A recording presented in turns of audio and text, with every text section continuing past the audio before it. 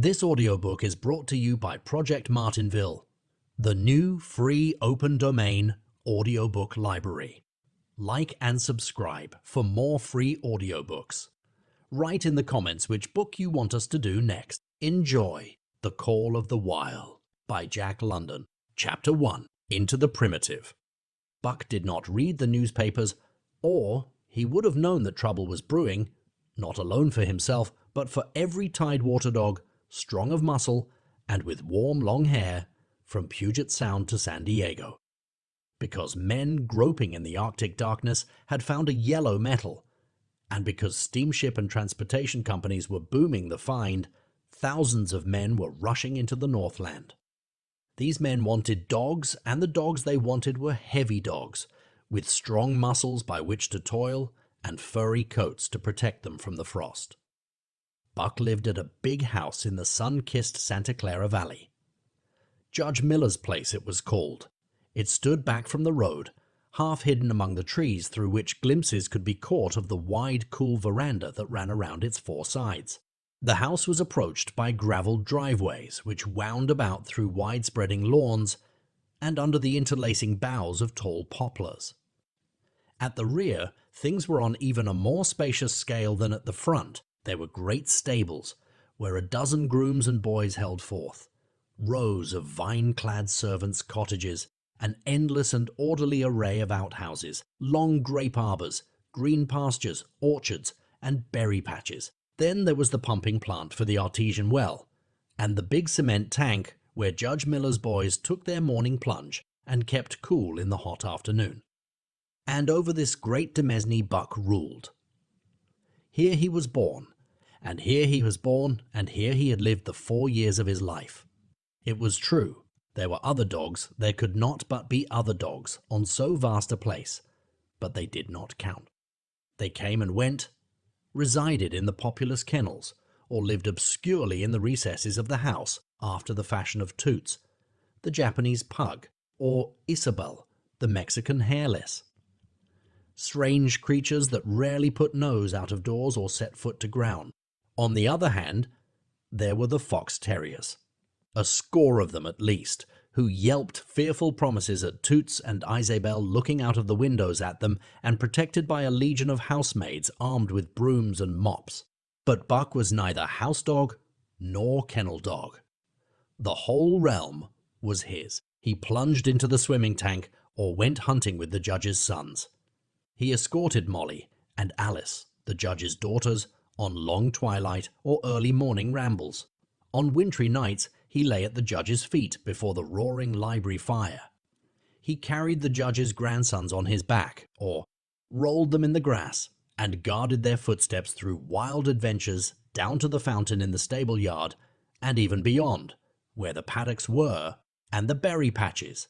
Among the terriers he stalked imperiously, and Toots and Isabel he utterly ignored, for he was king over all creeping, crawling, flying things of Judge Miller's place, humans included. His father Elmo, a huge Saint Bernard, had been the judge's inseparable companion, and Buck bid fair to follow in the way of his father.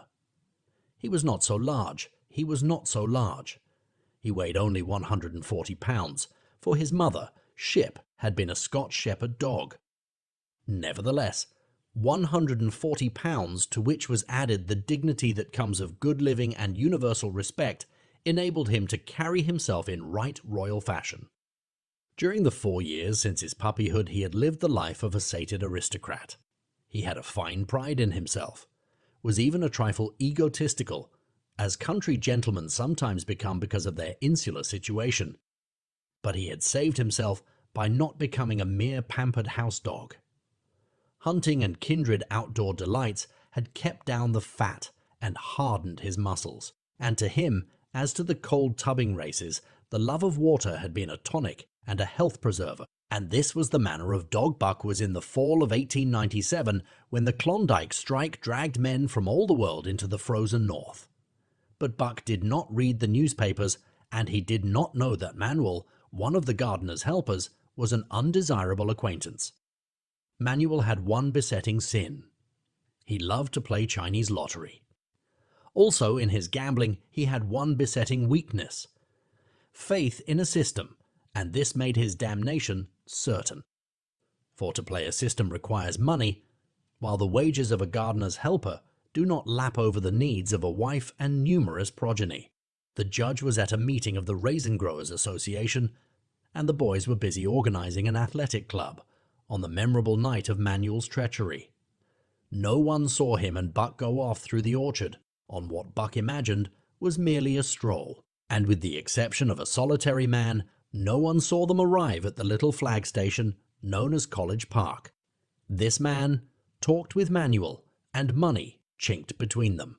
"You might wrap up the goods before you deliver," the stranger said gruffly, and Manuel doubled a piece of stout rope around Buck's neck under the collar. "Twist it, and you'll choke. I'm plenty," said Manuel, and the stranger grunted a ready affirmative. Buck had accepted the rope with quiet dignity. To be sure, it was an unwanted performance, but he had learned to trust in men he knew and to give them credit for a wisdom that outreached his own. But when the ends of the rope were placed in the stranger's hands, he growled menacingly. He had merely intimated his displeasure, in his pride believing that to intimate was to command. But to his surprise, the rope tightened around his neck, shutting off his breath. In quick rage, he sprang at the man, who met him halfway, grappled him close by the throat, and with a deft twist, threw him over on his back. Then the rope tightened mercilessly, while Buck struggled in a fury, his tongue lolling out of his mouth and his great chest panting futilely. Never in all his life had he been so vilely treated, and never in all his life had he been so angry. But his strength ebbed. His eyes glazed, and he knew nothing when the train was flagged and the two men threw him into the baggage car. The next he knew, he was dimly aware that his tongue was hurting and that he was being jolted along in some kind of a conveyance. The hoarse shriek of a locomotive whistling a crossing told him where he was. He had traveled too often with the judge not to know the sensation of riding in a baggage car. He opened his eyes, and into them came the unbridled anger of a kidnapped king. The man sprang for his throat, but Buck was too quick for him. His jaws closed on the hand, nor did they relax till his senses were choked out of him once more. "Yep, has fits," the man said, hiding his mangled hand from the baggageman, who had been attracted by the sounds of struggle. "I'm taken. I'm up for the boss to Frisco. A crack dog doctor there thinks that he can cure 'em." Concerning that night's ride, the man spoke most eloquently for himself, in a little shed back of a saloon on the San Francisco waterfront. "All I get is 50 for it," he grumbled, "and I wouldn't do it over for 1,000 cold cash." His hand was wrapped in a bloody handkerchief, and the right trouser leg was ripped from knee to ankle. "How much did the other mug get?" the saloon keeper demanded. 100, was the reply. "Wouldn't take a sou less, so help me." "That makes 150, the saloon keeper calculated, and he's worth it, or I'm a squarehead." The kidnapper undid the bloody wrappings and looked at his lacerated hand. "If I don't get the hydrophoby, it'll be because you was born to hang," laughed the saloon keeper. "Here, lend me a hand before you pull your freight," he added. Dazed, suffering intolerable pain from throat and tongue, with the life half throttled out of him, Buck attempted to face his tormentors. But he was thrown down and choked repeatedly, till they succeeded in filing the heavy brass collar from off his neck. Then the rope was removed, and he was flung into a cage-like crate. There he lay for the remainder of the weary night, nursing his wrath and wounded pride. He could not understand what it all meant. What did they want with him, these strange men? Why were they keeping him pent up in this narrow crate? He did not know why, but he felt oppressed by the vague sense of impending calamity. Several times during the night he sprang to his feet when the shed door rattled open, expecting to see the judge, or the boys at least. But each time it was the bulging face of the saloon keeper that peered in at him by the sickly light of a tallow candle. And each time the joyful bark that trembled in Buck's throat was twisted into a savage growl. But the saloon keeper let him alone and in the morning 4 men entered and picked up the crate. More tormentors, Buck decided, for they were evil-looking creatures, ragged and unkempt, and he stormed and raged at them through the bars. They only laughed and poked sticks at him, which he promptly assailed with his teeth, till he realized that that was what they wanted. Whereupon he lay down sullenly and allowed the crate to be lifted into a wagon. Then he and the crate in which he was imprisoned began a passage through many hands. Clerks in the express office took charge of him. He was carted about in another wagon. A truck carried him, with an assortment of boxes and parcels, upon a ferry steamer. He was trucked off the steamer into a great railway depot, and finally he was deposited in an express car. For 2 days and nights this express car was dragged along at the tail of shrieking locomotives. And for 2 days and nights Buck neither ate nor drank. In his anger he had met the first advances of the express messengers with growls, and they had retaliated by teasing him. When he flung himself against the bars, quivering and frothing, they laughed at him and taunted him. They growled and barked like detestable dogs, mewed and flapped their arms and crowed. It was all very silly, he knew. But therefore the more outrage to his dignity, and his anger waxed and waxed. He did not mind the hunger so much, but the lack of water caused him severe suffering and fanned his wrath to fever pitch. For that matter, high-strung and finely sensitive, the ill treatment had flung him into a fever, which was fed by the inflammation of his parched and swollen throat and tongue. He was glad for one thing. The rope was off his neck. That had given them an unfair advantage. But now that it was off, he would show them. They would never get another rope around his neck. Upon that he was resolved. For 2 days and nights he neither ate nor drank, and during those 2 days and nights of torment he accumulated a fund of wrath that boded ill for whoever first fell foul of him. His eyes turned bloodshot, and he was metamorphosed into a raging fiend. So changed was he that the judge himself would not have recognized him, and the express messengers breathed with relief when they bundled him off the train at Seattle. 4 men gingerly carried the crate from the wagon into a small, high-walled backyard. A stout man, with a red sweater that sagged generously at the neck, came out and signed the book for the driver. That was the man, Buck divined, the next tormentor, and he hurled himself savagely against the bars. The man smiled grimly and brought a hatchet and a club. "You ain't gonna take him out now?" the driver asked. "Sure," the man replied, driving the hatchet into the crate for a pry. There was an instantaneous scattering of the 4 men who had carried it in, and from safe perches on top the wall they prepared to watch the performance. Buck rushed at the splintering wood, sinking his teeth into it, surging and wrestling with it. Wherever the hatchet fell on the outside, he was there on the inside, snarling and growling, as furiously anxious to get out as the man in the red sweater was calmly intent on getting him out. "Now, you red-eyed devil," he said, when he had made an opening sufficient for the passage of Buck's body. At the same time, he dropped the hatchet and shifted the club to his right hand. And Buck was truly a red-eyed devil, as he drew himself together for the spring, hair bristling, mouth foaming, a mad glitter in his bloodshot eyes. Straight at the man he launched his 140 pounds of fury, surcharged with the pent passion of 2 days and nights. In mid-air, just as his jaws were about to close on the man, he received a shock that checked his body and brought his teeth together with an agonizing clip. He whirled over, fetching the ground on his back and side. He had never been struck by a club in his life and did not understand. With a snarl that was part bark and more scream, he was again on his feet and launched into the air. And again the shock came and he was brought crushingly to the ground. This time he was aware that it was the club, but his madness knew no caution. A dozen times he charged, and as often the club broke the charge and smashed him down. After a particularly fierce blow, he crawled to his feet, too dazed to rush. He staggered limply about, the blood flowing from nose and mouth and ears, his beautiful coat sprayed and flecked with bloody slaver. Then the man advanced and deliberately dealt him a frightful blow on the nose. All the pain he had endured was as nothing compared with the exquisite agony of this. With a roar that was almost lion-like in its ferocity, he again hurled himself at the man. But the man, shifting the club from right to left, coolly caught him by the underjaw, at the same time wrenching downward and backward. Buck described a complete circle in the air and half of another, then crashed to the ground on his head and chest. For the last time he rushed.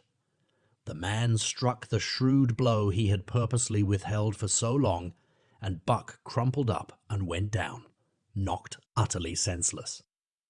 "He's no slouch at dog breaking. That's what I say," one of the men on the wall cried enthusiastically. "Druther break cayuses any day, and twice on Sundays," was the reply of the driver, as he climbed on the wagon and started the horses. Buck's senses came back to him, but not his strength. He lay where he had fallen, and from there he watched the man in the red sweater.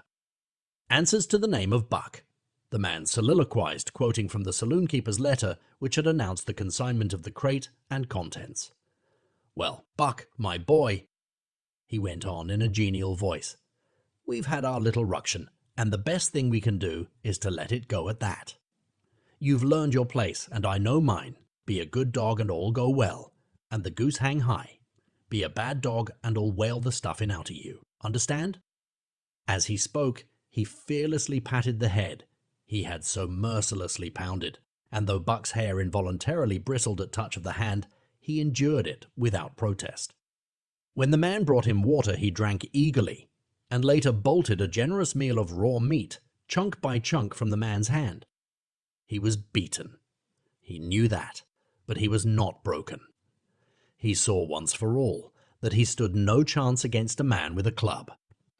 He had learned the lesson, and in all his afterlife he never forgot it. That club was a revelation. It was his introduction to the reign of primitive law, and he met the introduction halfway. The facts of life took on a fiercer aspect, and while he faced that aspect uncowed, he faced it with all the latent cunning of his nature aroused. As the days went by, other dogs came, in crates and at the ends of ropes, some docilely, and some raging and roaring as he had come. And, one and all, he watched them pass under the dominion of the man in the red sweater. Again and again, as he looked at each brutal performance, the lesson was driven home to Buck. A man with a club was a lawgiver, a master to be obeyed, though not necessarily conciliated. Of this last Buck was never guilty, though he did see beaten dogs that fawned upon the man and wagged their tails, and licked his hand. Also he saw one dog that would neither conciliate nor obey, finally killed in the struggle for mastery. Now and again men came, strangers who talked excitedly, wheedlingly, and in all kinds of fashions, to the man in the red sweater. And at such times that money passed between them, the strangers took one or more of the dogs away with them. Buck wondered where they went, for they never came back, but the fear of the future was strong upon him, and he was glad each time when he was not selected. Yet his time came, in the end in the form of a little weazened man who spat broken English and many strange and uncouth exclamations which Buck could not understand. "Sacredam!" he cried when his eyes lit upon Buck. "Dat one damn bully dog! Eh, how much?" 300, and a present at that, was the prompt reply of the man in the red sweater. "And seem, it's government money. You ain't got no kick coming, eh, Perrault?" Perrault grinned. Considering that the price of dogs had been boomed skyward by the unwanted demand, it was not an unfair sum for so fine an animal. The Canadian government would be no loser, nor would its dispatches travel the slower. Perrault knew dogs, and when he looked at Buck, he knew that he was 1 in 1,000. 1 in 10,000, he commented mentally. Buck saw money pass between them, and was not surprised when Curly, a good-natured Newfoundland, and he were led away by the little weazened man. That was the last he saw of the man in the red sweater, and as Curly and he looked at receding Seattle from the deck of the Narwhal, It was the last he saw of the warm Southland. Curly and he were taken below by Perrault and turned over to a black-faced giant called Francois. Perrault was a French-Canadian and swarthy. But Francois was a French-Canadian half-breed and twice as swarthy. They were a new kind of men to Buck, of which he was destined to see many more. And while he developed no affection for them, he nonetheless grew honestly to respect them. He speedily learned that Perrault and Francois were fair men, calm and impartial in administering justice, and too wise in the way of dogs to be fooled by dogs. In the 'tween decks of the Narwhal, Buck and Curly joined 2 other dogs. One of them was a big, snow-white fellow from Spitzbergen, who'd been brought away by a whaling captain and who had later accompanied a geological survey into the Barrens. He was friendly in a treacherous sort of way, smiling into one's face, the while he meditated some underhand trick, as, for instance, when he stole from Buck's food at the first meal. As Buck sprang to punish him, the lash of Francois's whip sang through the air, reaching the culprit first, and nothing remained to Buck but to recover the bone. That was fair of Francois, he decided, and the half-breed began his rise in Buck's estimation. The other dog made no advances, nor received any. Also, he did not attempt to steal from the newcomers. He was a gloomy, morose fellow, and he showed Curly plainly that all he desired was to be left alone, and further, that there would be trouble if he were not left alone. Dave, he was called, and he ate and slept, or yawned between times, and took interest in nothing, not even when the Narwhal crossed Queen Charlotte Sound and rolled and pitched and bucked like a thing possessed. When Buck and Curly grew excited, half wild with fear, he raised his head as though annoyed, favored them with an incurious glance, yawned, and went to sleep again. Day and night the ship throbbed to the tireless pulse of the propeller, and though one day was very like another, it was apparent to Buck that the weather was steadily growing colder. At last one morning, the propeller was quiet, and the Narwhal was pervaded with an atmosphere of excitement.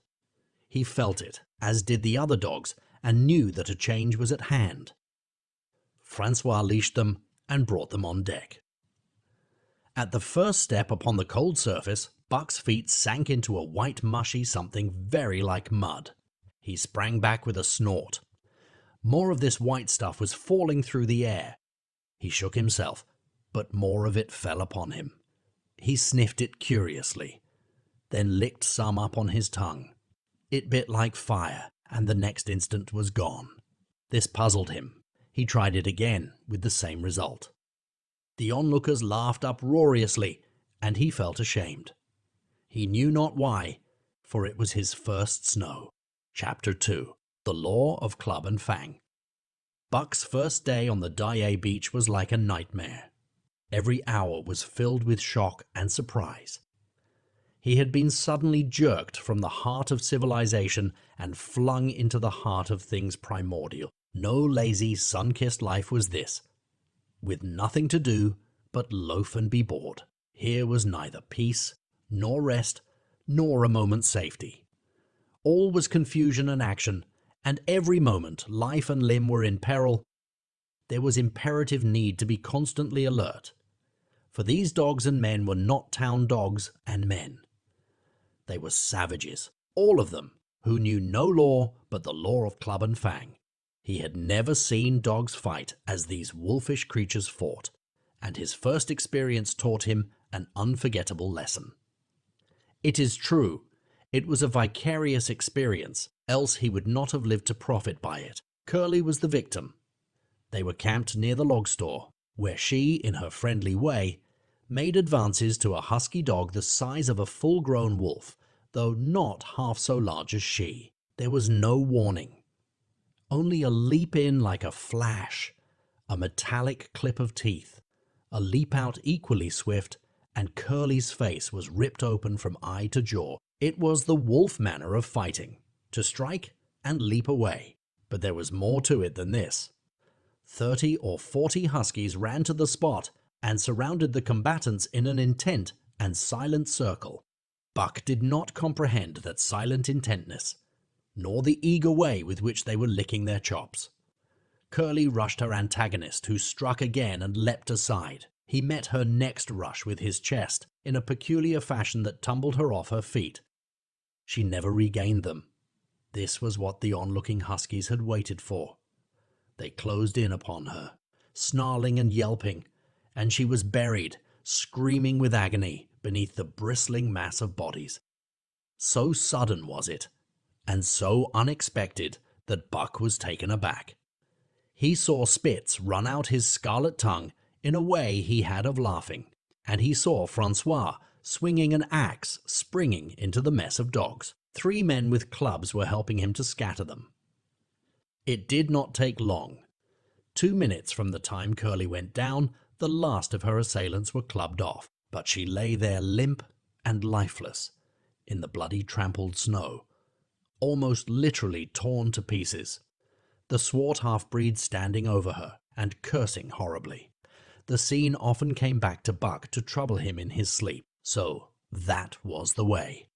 No fair play. Once down, that was the end of you.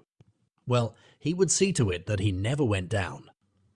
Spitz ran out his tongue and laughed again, and from that moment Buck hated him with a bitter and deathless hatred. Before he had recovered from the shock caused by the tragic passing of Curly, he received another shock. Francois fastened upon him an arrangement of straps and buckles. It was a harness such as he had seen the grooms put on the horses at home. And as he had seen horses work, so he was set to work, hauling Francois on a sled to the forest that fringed the valley, and returning with a load of firewood. Though his dignity was sorely hurt by thus being made a draft animal, he was too wise to rebel. He buckled down with a will and did his best, though it was all new and strange. Francois was stern, demanding instant obedience, and by virtue of his whip receiving instant obedience, while Dave, who was an experienced wheeler, nipped Buck's hind quarters whenever he was in error. Spitz was the leader, likewise experienced, and while he could not always get at Buck, he growled sharp reproof now and again, or cunningly threw his weight in the traces to jerk Buck into the way he should go. Buck learned easily, and under the combined tuition of his 2 mates and Francois made remarkable progress. Ere they returned to camp, he knew enough to stop at hoe, to go ahead at mush, to swing wide on the bends, and to keep clear of the wheeler when the loaded sled shot downhill at their heels. "Tree ver good dogs," Francois told Perrault. "Dat Buck, him pull like hell. I teach him quick as anything." By afternoon, Perrault, who was in a hurry to be on the trail with his dispatches, returned with 2 more dogs. Billy and Joe, he called them, 2 brothers and true huskies both. Sons of the one mother though they were as different as day and night. Billy's one fault was his excessive good nature, while Joe was the very opposite, sour and introspective, with a perpetual snarl and a malignant eye. Buck received them in comradely fashion. Dave ignored them, while Spitz proceeded to thrash first one and then the other. Billy wagged his tail appeasingly, turned to run when he saw that appeasement was of no avail, and cried, still appeasingly, when Spitz's sharp teeth scored his flank. But no matter how Spitz circled, Joe whirled around on his heels to face him, mane bristling, ears laid back, lips writhing and snarling, jaws clipping together as fast as he could snap, and eyes diabolically gleaming, the incarnation of belligerent fear. So terrible was his appearance that Spitz was forced to forego disciplining him. But to cover his own discomfiture, he turned upon the inoffensive and wailing Billy and drove him to the confines of the camp. By evening, Perrault secured another dog, an old husky, long and lean and gaunt, with a battle-scarred face and a single eye which flashed a warning of prowess that commanded respect. He was called Solex, which means the angry one. Like Dave, he asked nothing, gave nothing, expected nothing, and when he marched slowly and deliberately into their midst, even Spitz left him alone. He had one peculiarity which Buck was unlucky enough to discover. He did not like to be approached on his blind side. Of this offense Buck was unwittingly guilty, and the first knowledge he had of his indiscretion was when Solix whirled upon him and slashed his shoulder to the bone for 3 inches up and down. Forever, after Buck avoided his blindside, and to the last of their comradeship had no more trouble. His only apparent ambition, like Dave's, was to be left alone, though, as Buck was afterward to learn, each of them possessed one other and even more vital ambition. That night, Buck faced the great problem of sleeping. The tent, illumined by a candle, glowed warmly in the midst of the white plain, and when he, as a matter of course, entered it, both Perrault and Francois bombarded him with curses and cooking utensils till he recovered from his consternation and fled ignominiously into the outer cold. A chill wind was blowing that nipped him sharply and bit with especial venom into his wounded shoulder. He lay down on the snow and attempted to sleep, but the frost soon drove him shivering to his feet. Miserable and disconsolate, he wandered about among the many tents, only to find that one place was as cold as another. Here and there savage dogs rushed upon him, but he bristled his neck hair and snarled, for he was learning fast, and they let him go his way unmolested. Finally, an idea came to him. He would return and see how his own teammates were making out. To his astonishment, they had disappeared. Again he wandered about through the great camp, looking for them, and again he returned. Were they in the tent? No. That could not be, else he would not have been driven out. Then where could they possibly be, with drooping tail and shivering body? Very forlorn indeed, he aimlessly circled the tent. Suddenly, the snow gave way beneath his forelegs and he sank down. Something wriggled under his feet. He sprang back, bristling and snarling, fearful of the unseen and unknown. But a friendly little yelp reassured him, and he went back to investigate. A whiff of warm air ascended to his nostrils, and there, curled up under the snow in a snug ball, lay Billy. He whined placatingly, squirmed and wriggled to show his goodwill and intentions, and even ventured as a bribe for peace to lick Buck's face with his warm, wet tongue. Another lesson. So that was the way they did it, eh? Buck confidently selected a spot, and with much fuss and waste effort proceeded to dig a hole for himself. In a trice the heat from his body filled the confined space, and he was asleep. The day had been long and arduous, and he slept soundly and comfortably, though he growled and barked and wrestled with bad dreams. Nor did he open his eyes till roused by the noises of the waking camp. At first he did not know where he was. It had snowed during the night, and he was completely buried. The snow walls pressed him on every side, and a great surge of fear swept through him. The fear of the wild thing for the trap. It was a token that he was harking back through his own life to the lives of his forebears. For he was a civilized dog, an unduly civilized dog, and of his own experience knew no trap, and so could not of himself fear it. The muscles of his whole body contracted spasmodically and instinctively. The hair on his neck and shoulders stood on end, and with a ferocious snarl he bounded straight up into the blinding day, the snow flying about him in a flashing cloud. Ere he landed on his feet, he saw the white camp spread out before him, and knew where he was, and remembered all that had passed from the time he went for a stroll with Manuel to the hole he had dug for himself the night before. A shout from Francois hailed his appearance. "What, I say?" the dog driver cried to Perrault. "Dat Buck for sure learn quick as anything." Perrault nodded gravely. As courier for the Canadian government, bearing important dispatches, he was anxious to secure the best dogs, and he was particularly gladdened by the possession of Buck. 3 more huskies were added to the team inside an hour, making a total of 9, and before another quarter of an hour had passed, they were in harness and swinging up the trail toward the DA cannon. Buck was glad to be gone, and though the work was hard, he found he did not particularly despise it. He was surprised at the eagerness which animated the whole team and which was communicated to him, but still more surprising was the change wrought in Dave and Solix. They were new dogs, utterly transformed by the harness. all passiveness and unconcern had dropped from them. They were alert and active, anxious that the work should go well, and fiercely irritable with whatever, by delay or confusion, retarded that work. The toil of the traces seemed the supreme expression of their being, and all that they lived for, and the only thing in which they took delight. Dave was wheeler, or sled dog. Pulling in front of him was Buck.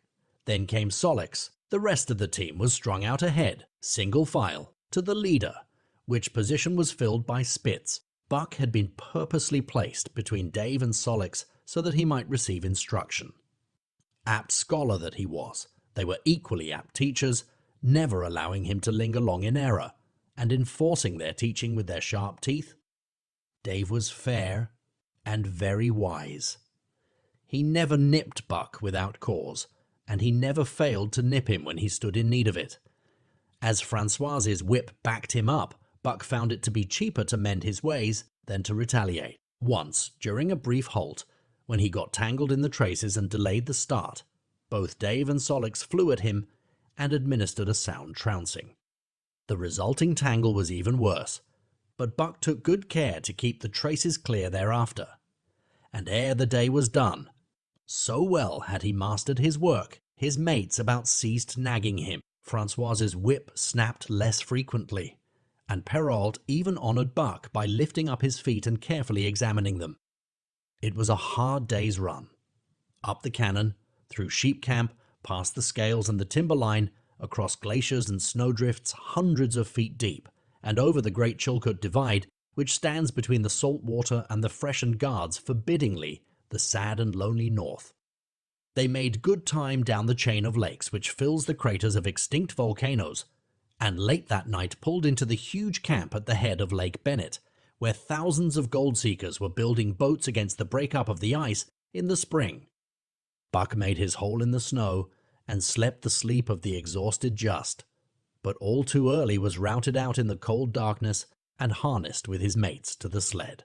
That day they made 40 miles, the trail being packed, but the next day, and for many days to follow, they broke their own trail, worked harder and made poorer time. As a rule, Perrault traveled ahead of the team, packing the snow with webbed shoes to make it easier for them. Francois, guiding the sled at the G-pole, sometimes exchanged places with him, but not often. Perrault was in a hurry, and he prided himself on his knowledge of ice, which knowledge was indispensable, for the fall ice was very thin, and where there was swift water, there was no ice at all. Day after day, for days unending, Buck toiled in the traces. Always they broke camp in the dark, and the first grey of dawn found them hitting the trail with fresh miles reeled off behind them. And always they pitched camp after dark, eating their bit of fish and crawling to sleep into the snow. Buck was ravenous. The pound and a half of sun-dried salmon, which was his ration for each day, seemed to go nowhere. He never had enough, and suffered from perpetual hunger pangs. Yet the other dogs, because they weighed less and were born to the life, received a pound only of the fish and managed to keep in good condition. He swiftly lost the fastidiousness which had characterized his old life. A dainty eater, he found that his mates, finishing first, robbed him of his unfinished ration. There was no defending it. While he was fighting off 2 or 3, it was disappearing down the throats of the others. To remedy this, he ate as fast as they, and, so greatly did hunger compel him, he was not above taking what did not belong to him. He watched and learned. When he saw Pike, one of the new dogs, a clever malingerer and thief, slyly steal a slice of bacon when Perrault's back was turned, he duplicated the performance the following day, getting away with the whole chunk. A great uproar was raised, but he was unsuspected, while Dub, an awkward blunderer who was always getting caught, was punished for Buck's misdeed. This first theft marked Buck as fit to survive in the hostile Northland environment. It marked his adaptability, his capacity to adjust himself to changing conditions, the lack of which would have meant swift and terrible death. It marked, further, the decay or going to pieces of his moral nature, a vain thing and a handicap in the ruthless struggle for existence. It was all well enough in the Southland, under the law of love and fellowship, to respect private property and personal feelings. But in the Northland, under the law of club and fang, whoso took such things into account was a fool, and insofar as he observed them, he would fail to prosper. Not that Buck reasoned it out. He was fit, that was all, and unconsciously he accommodated himself to the new mode of life. All his days, no matter what the odds, he had never run from a fight. But the club of the man in the red sweater had beaten into him a more fundamental and primitive code. Civilized, he could have died for a moral consideration, say, the defense of Judge Miller's riding whip. But the completeness of his decivilization was now evidenced by his ability to flee from the defense of a moral consideration and so save his hide. He did not steal for joy of it, but because of the clamor of his stomach. He did not rob openly, but stole secretly and cunningly, out of respect for club and fang. In short, the things he did were done because it was easier to do them than not to do them. His development, or retrogression, was rapid. His muscles became hard as iron, and he grew callous to all ordinary pain. He achieved an internal as well as external economy. He could eat anything, no matter how loathsome or indigestible, and, once eaten, the juices of his stomach extracted the last least particle of nutriment, and his blood carried it to the farthest reaches of his body, building it into the tuttest and stoutest of tissues. Sight and scent became remarkably keen, while his hearing developed such acuteness that in his sleep he heard the faintest sound and knew whether it heralded peace or peril. He learned to bite the ice out with his teeth when it collected between his toes. And when he was thirsty and there was a thick scum of ice over the water-hole, he would break it by rearing and striking it with stiff forelegs. His most conspicuous trait was an ability to scent the wind and forecast it a night in advance. No matter how breathless the air when he dug his nest by tree or bank, the wind that later blew inevitably found him to leeward, sheltered and snug. And not only did he learn by experience, but instincts long dead became alive again. The domesticated generations fell from him. In vague ways he remembered back to the youth of the breed, to the time the wild dogs ranged in packs through the primeval forest and killed their meat as they ran it down. It was no task for him to learn to fight with cut and slash and the quick wolf snap. In this manner had fought forgotten ancestors. They quickened the old life within him, and the old tricks which they had stamped into the heredity of the breed were his tricks. They came to him without effort or discovery, as though they had been his always. And when, on the still cold nights, he pointed his nose at a star and howled long and wolf-like, it was his ancestors, dead and dust, pointing nose at star and howling down through the centuries and through him. And his cadences were their cadences, the cadences which voiced their woe and what to them was the meaning of the stiffness and the cold and dark. Thus, as token of what a puppet thing life is, the ancient song surged through him, and he came into his own again. And he came into his own again, and he came because men had found a yellow metal in the north, and because Manuel was a gardener's helper, whose wages did not lap over the needs of his wife and divers small copies of himself. Chapter 3. The Dominant Primordial Beast. The dominant primordial beast was strong in buck, and under the fierce conditions of trail life, it grew and grew. Yet it was a secret growth. His newborn cunning gave him poise and control. He was too busy adjusting himself to the new life to feel at ease, and not only did he not pick fights, but he avoided them whenever possible. A certain deliberateness characterized his attitude. He was not prone to rashness and precipitate action. And in the bitter hatred between him and Spitz, he betrayed no impatience, shunned all offensive acts. On the other hand, possibly because he divined in Buck a dangerous rival, Spitz never lost an opportunity of showing his teeth. He even went out of his way to bully Buck, striving constantly to start the fight, which could end only in the death of one or the other, Early in the trip, this might have taken place had it not been for an unwanted accident. At the end of this day, they made a bleak and miserable camp on the shore of Lake Labarge. Driving snow, a wind that cut like a white-hot knife, and darkness had forced them to grope for a camping place. They could hardly have fared worse. At their backs rose a perpendicular wall of rock, and Perrault and Francois were compelled to make their fire and spread their sleeping robes on the ice of the lake itself, the tent they had discarded at Daye in order to travel light. A few sticks of driftwood furnished them with a fire that thawed down through the ice and left them to eat supper in the dark. Close in under the sheltering rock, Buck made his nest. So snug and warm was it that he was loath to leave it when Francois distributed the fish, which he had first thawed over the fire. But when Buck finished his ration and returned, he found his nest occupied. A warning snarl told him that the trespasser was Spitz. Till now Buck had avoided trouble with his enemy, but this was too much. The beast in him roared.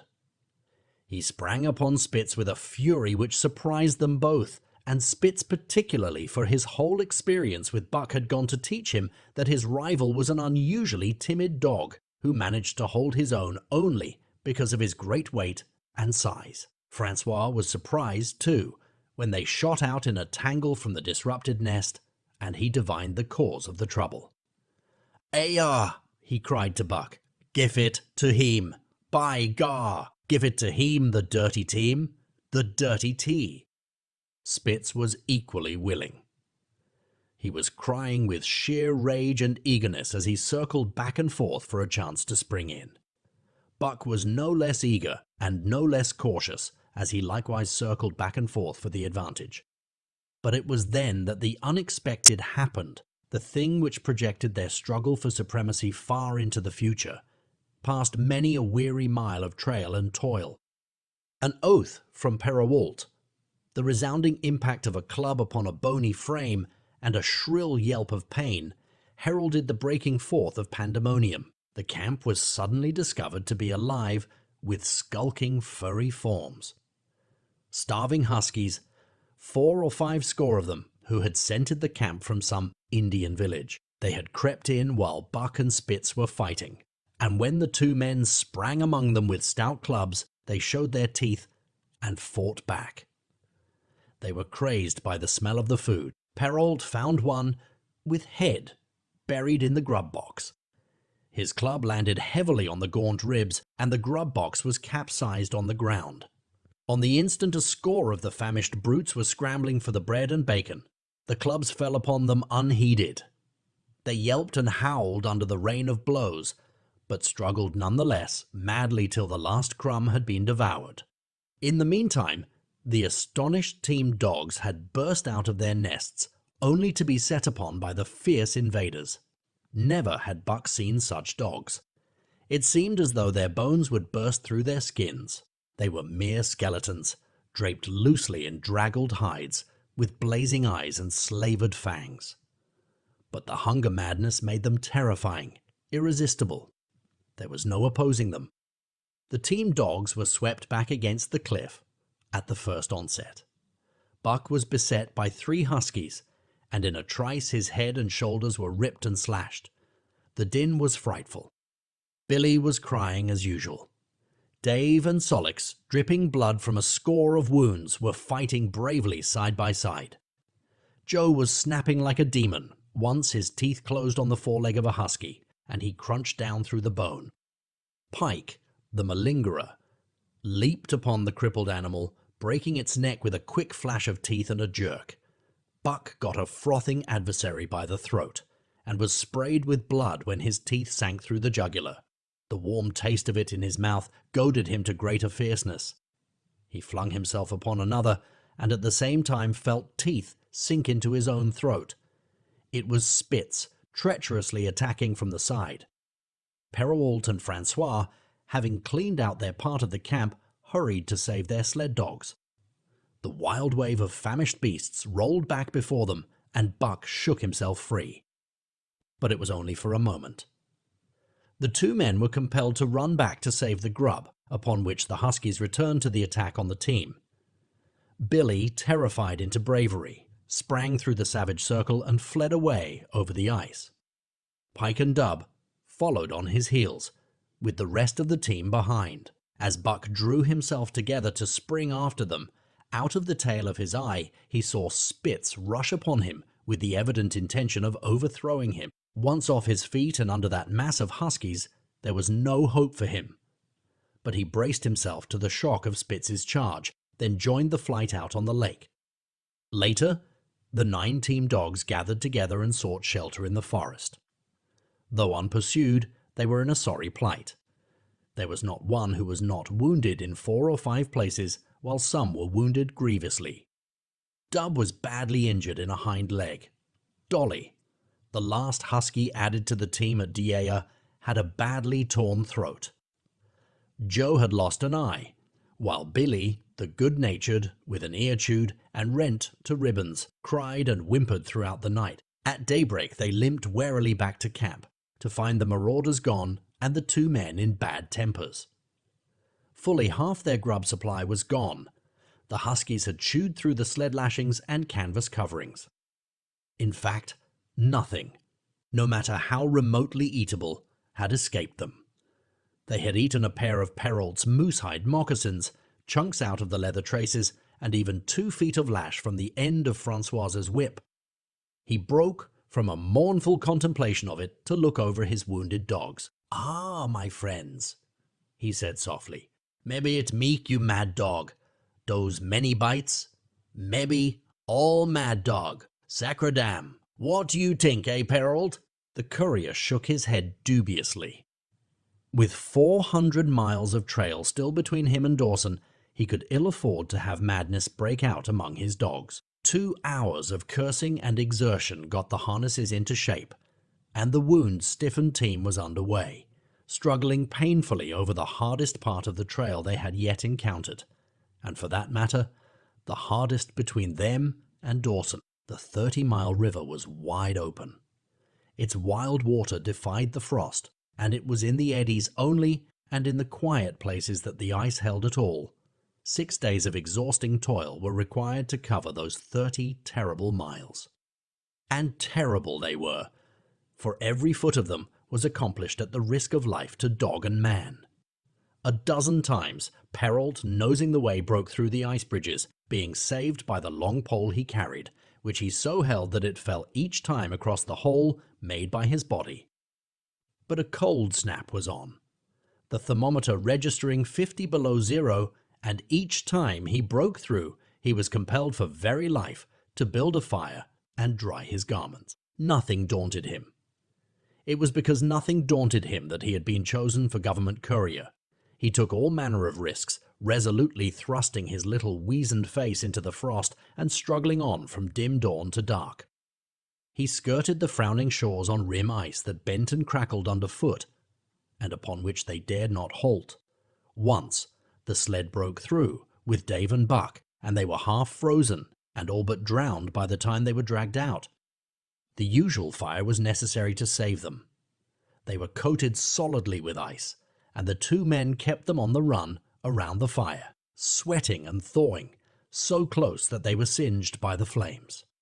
At another time Spitz went through, dragging the whole team after him up to Buck, who strained backward with all his strength, his 4 paws on the slippery edge, and the ice quivering and snapping all around. But behind him was Dave, likewise straining backward, and behind the sled was Francois, pulling till his tendons cracked. Again, the rim ice broke away before and behind, and there was no escape except up the cliff. Perrault scaled it by a miracle, while Francois prayed for just that miracle. And with every thong and sled lashing and the last bit of harness rove into a long rope, the dogs were hoisted, one by one, to the cliff crest. Francois came up last, after the sled and load.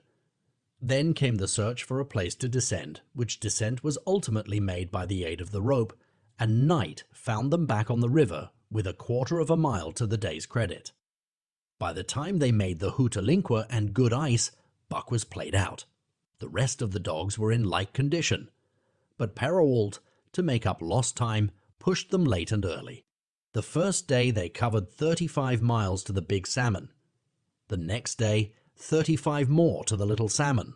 The third day, 40 miles, which brought them well up toward the Five Fingers. Buck's feet were not so compact and hard as the feet of the huskies. His had softened during the many generations since the day his last wild ancestor was tamed by a cave dweller or riverman. All day long he limped in agony, and camp once made, lay down like a dead dog. Hungry as he was, he would not move to receive his ration of fish, which Francois had to bring to him. Also, the dog driver rubbed Buck's feet for half an hour each night after supper and sacrificed the tops of his own moccasins to make 4 moccasins for Buck. This was a great relief, and Buck caused even the weazened face of Perrault to twist itself into a grin one morning, when Francois forgot the moccasins and Buck lay on his back, his 4 feet waving appealingly in the air, and refused to budge without them. Later his feet grew hard to the trail, and the worn-out footgear was thrown away. At the Pelly one morning, as they were harnessing up, Dolly, who had never been conspicuous for anything, went suddenly mad. She announced her condition by a long, heartbreaking wolf howl that sent every dog bristling with fear, then sprang straight for Buck. He had never seen a dog go mad, nor did he have any reason to fear madness. Yet he knew that here was horror, and fled away from it in a panic. Straight away he raced, with Dolly panting and frothing. One leap behind, nor could she gain on him. So great was his terror, nor could he leave her, so great was her madness. He plunged through the wooded breast of the island, flew down to the lower end, crossed a back channel filled with rough ice to another island, gained a third island, curved back to the main river, and in desperation started to cross it. And all the time, though he did not look, he could hear her snarling just one leap behind. Francois called to him a quarter of a mile away, and he doubled back, still one leap ahead, gasping painfully for air and putting all his faith in that Francois would save him. The dog driver held the axe poised in his hand, and as Buck shot past him, the axe crashed down upon Mad Dolly's head. Buck staggered over against the sled, exhausted, sobbing for breath, helpless. This was Spitz's opportunity. He sprang upon Buck, and twice his teeth sank into his unresisting foe and ripped and tore the flesh to the bone.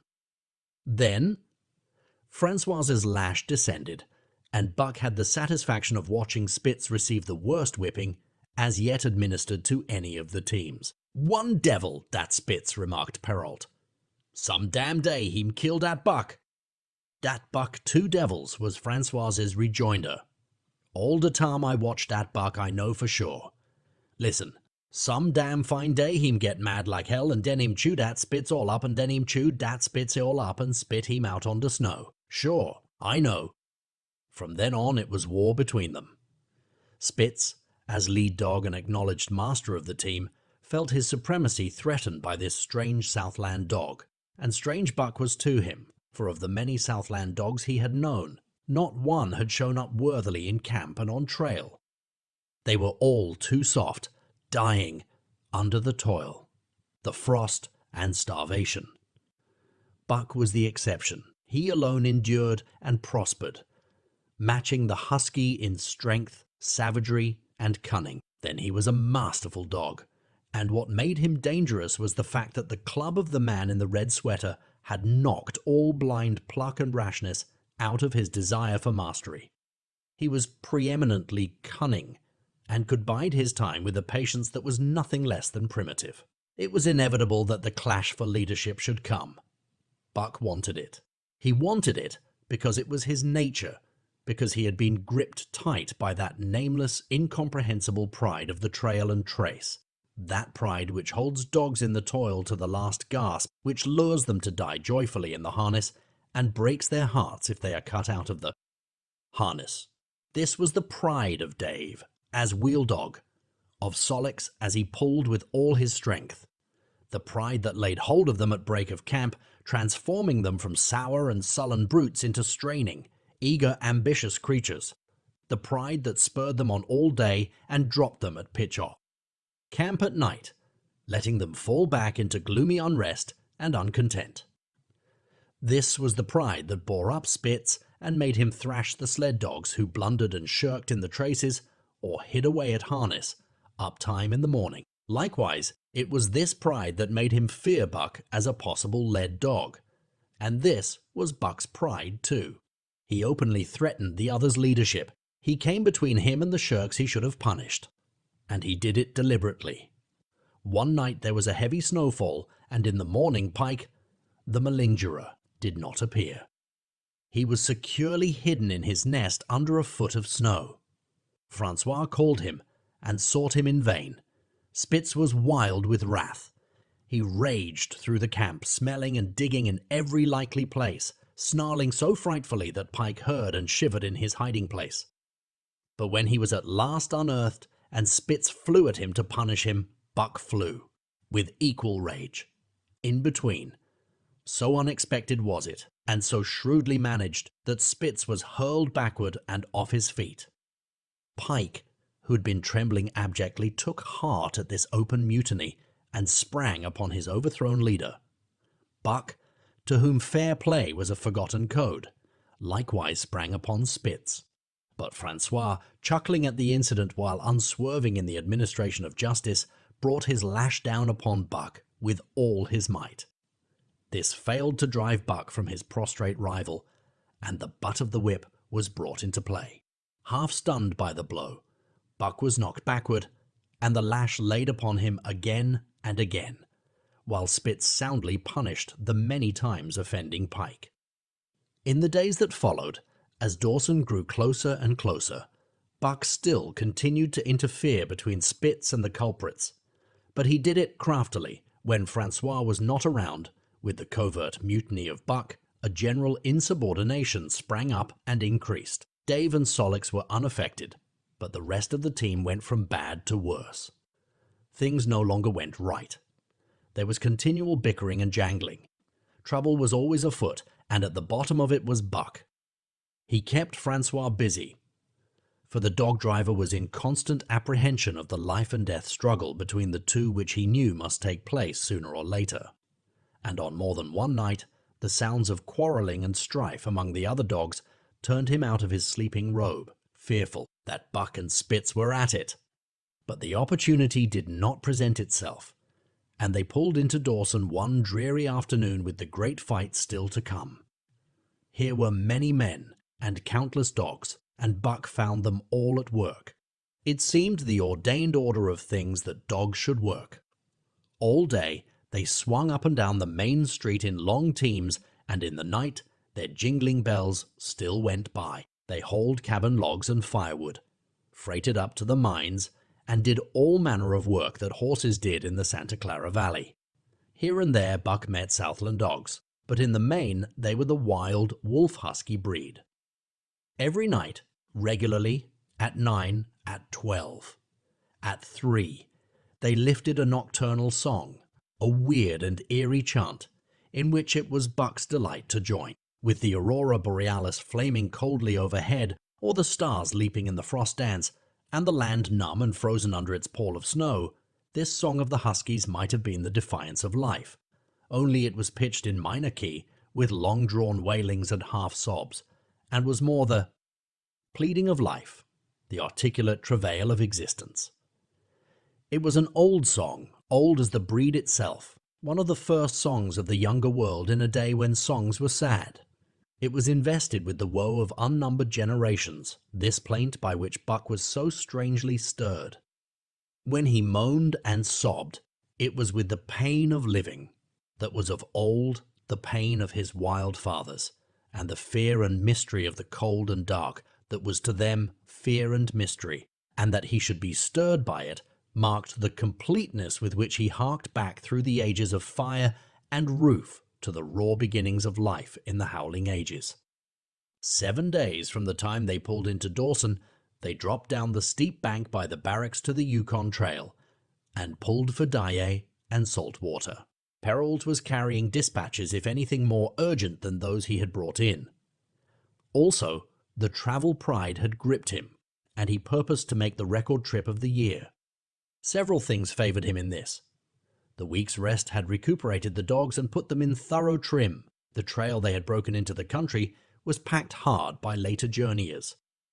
And further, the police had arranged in 2 or 3 places deposits of grub for dog and man, and he was traveling light.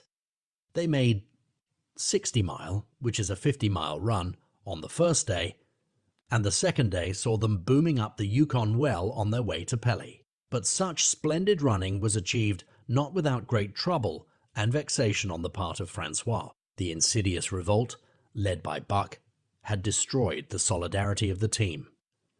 It no longer was as one dog leaping in the traces.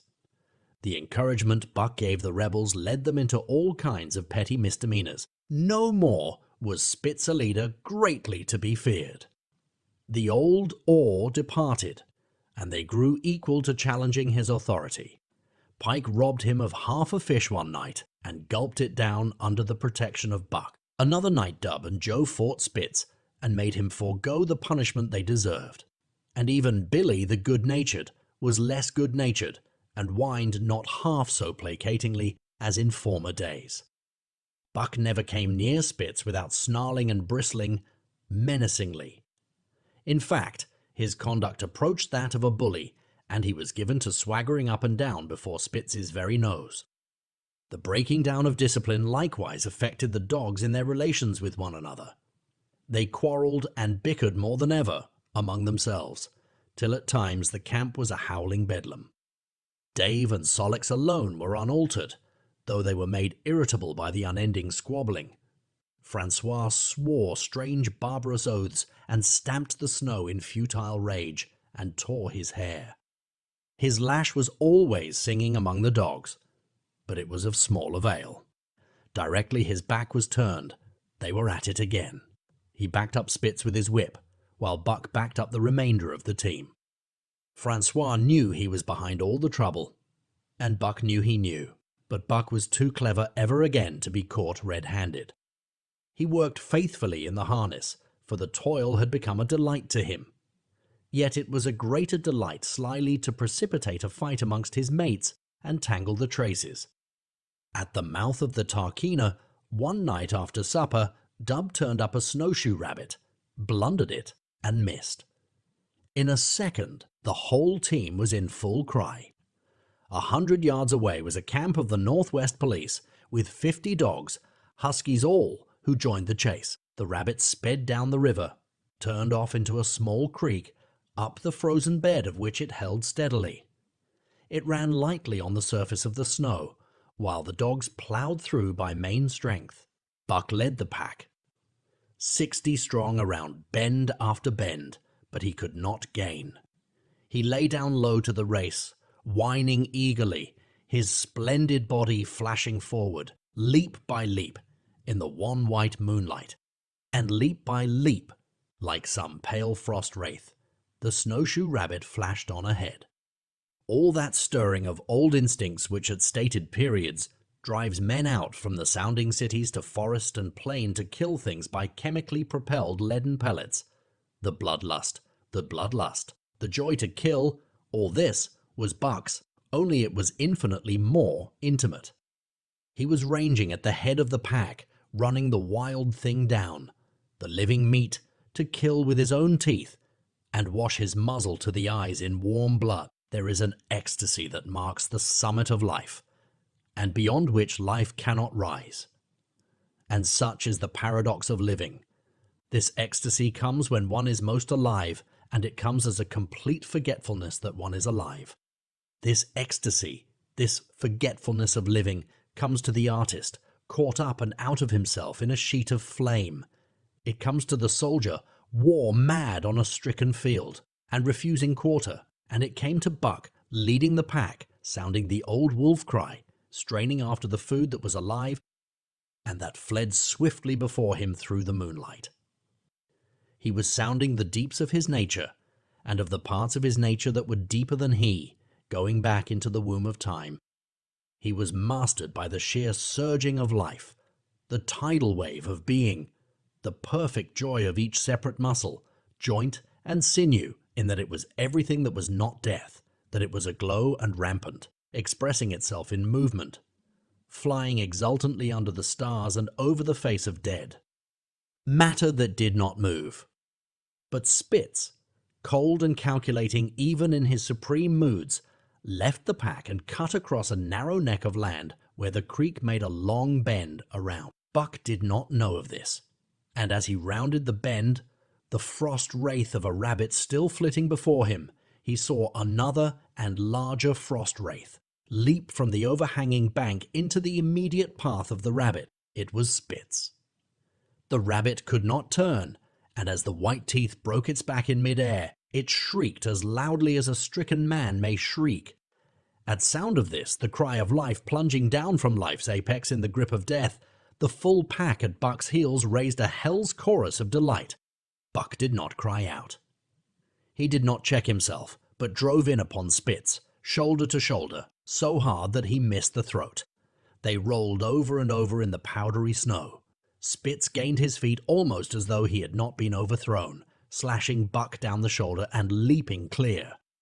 Twice his teeth clipped together, like the steel jaws of a trap, as he backed away for better footing, with lean and lifting lips that writhed and snarled. In a flash, Buck knew it. The time had come. It was to the death. As they circled about, snarling ears laid back, keenly watchful for the advantage, the scene came to Buck with a sense of familiarity. He seemed to remember it all. The white woods, and earth, and moonlight, and the thrill of battle. Over the whiteness and silence brooded a ghostly calm. There was not the faintest whisper of air.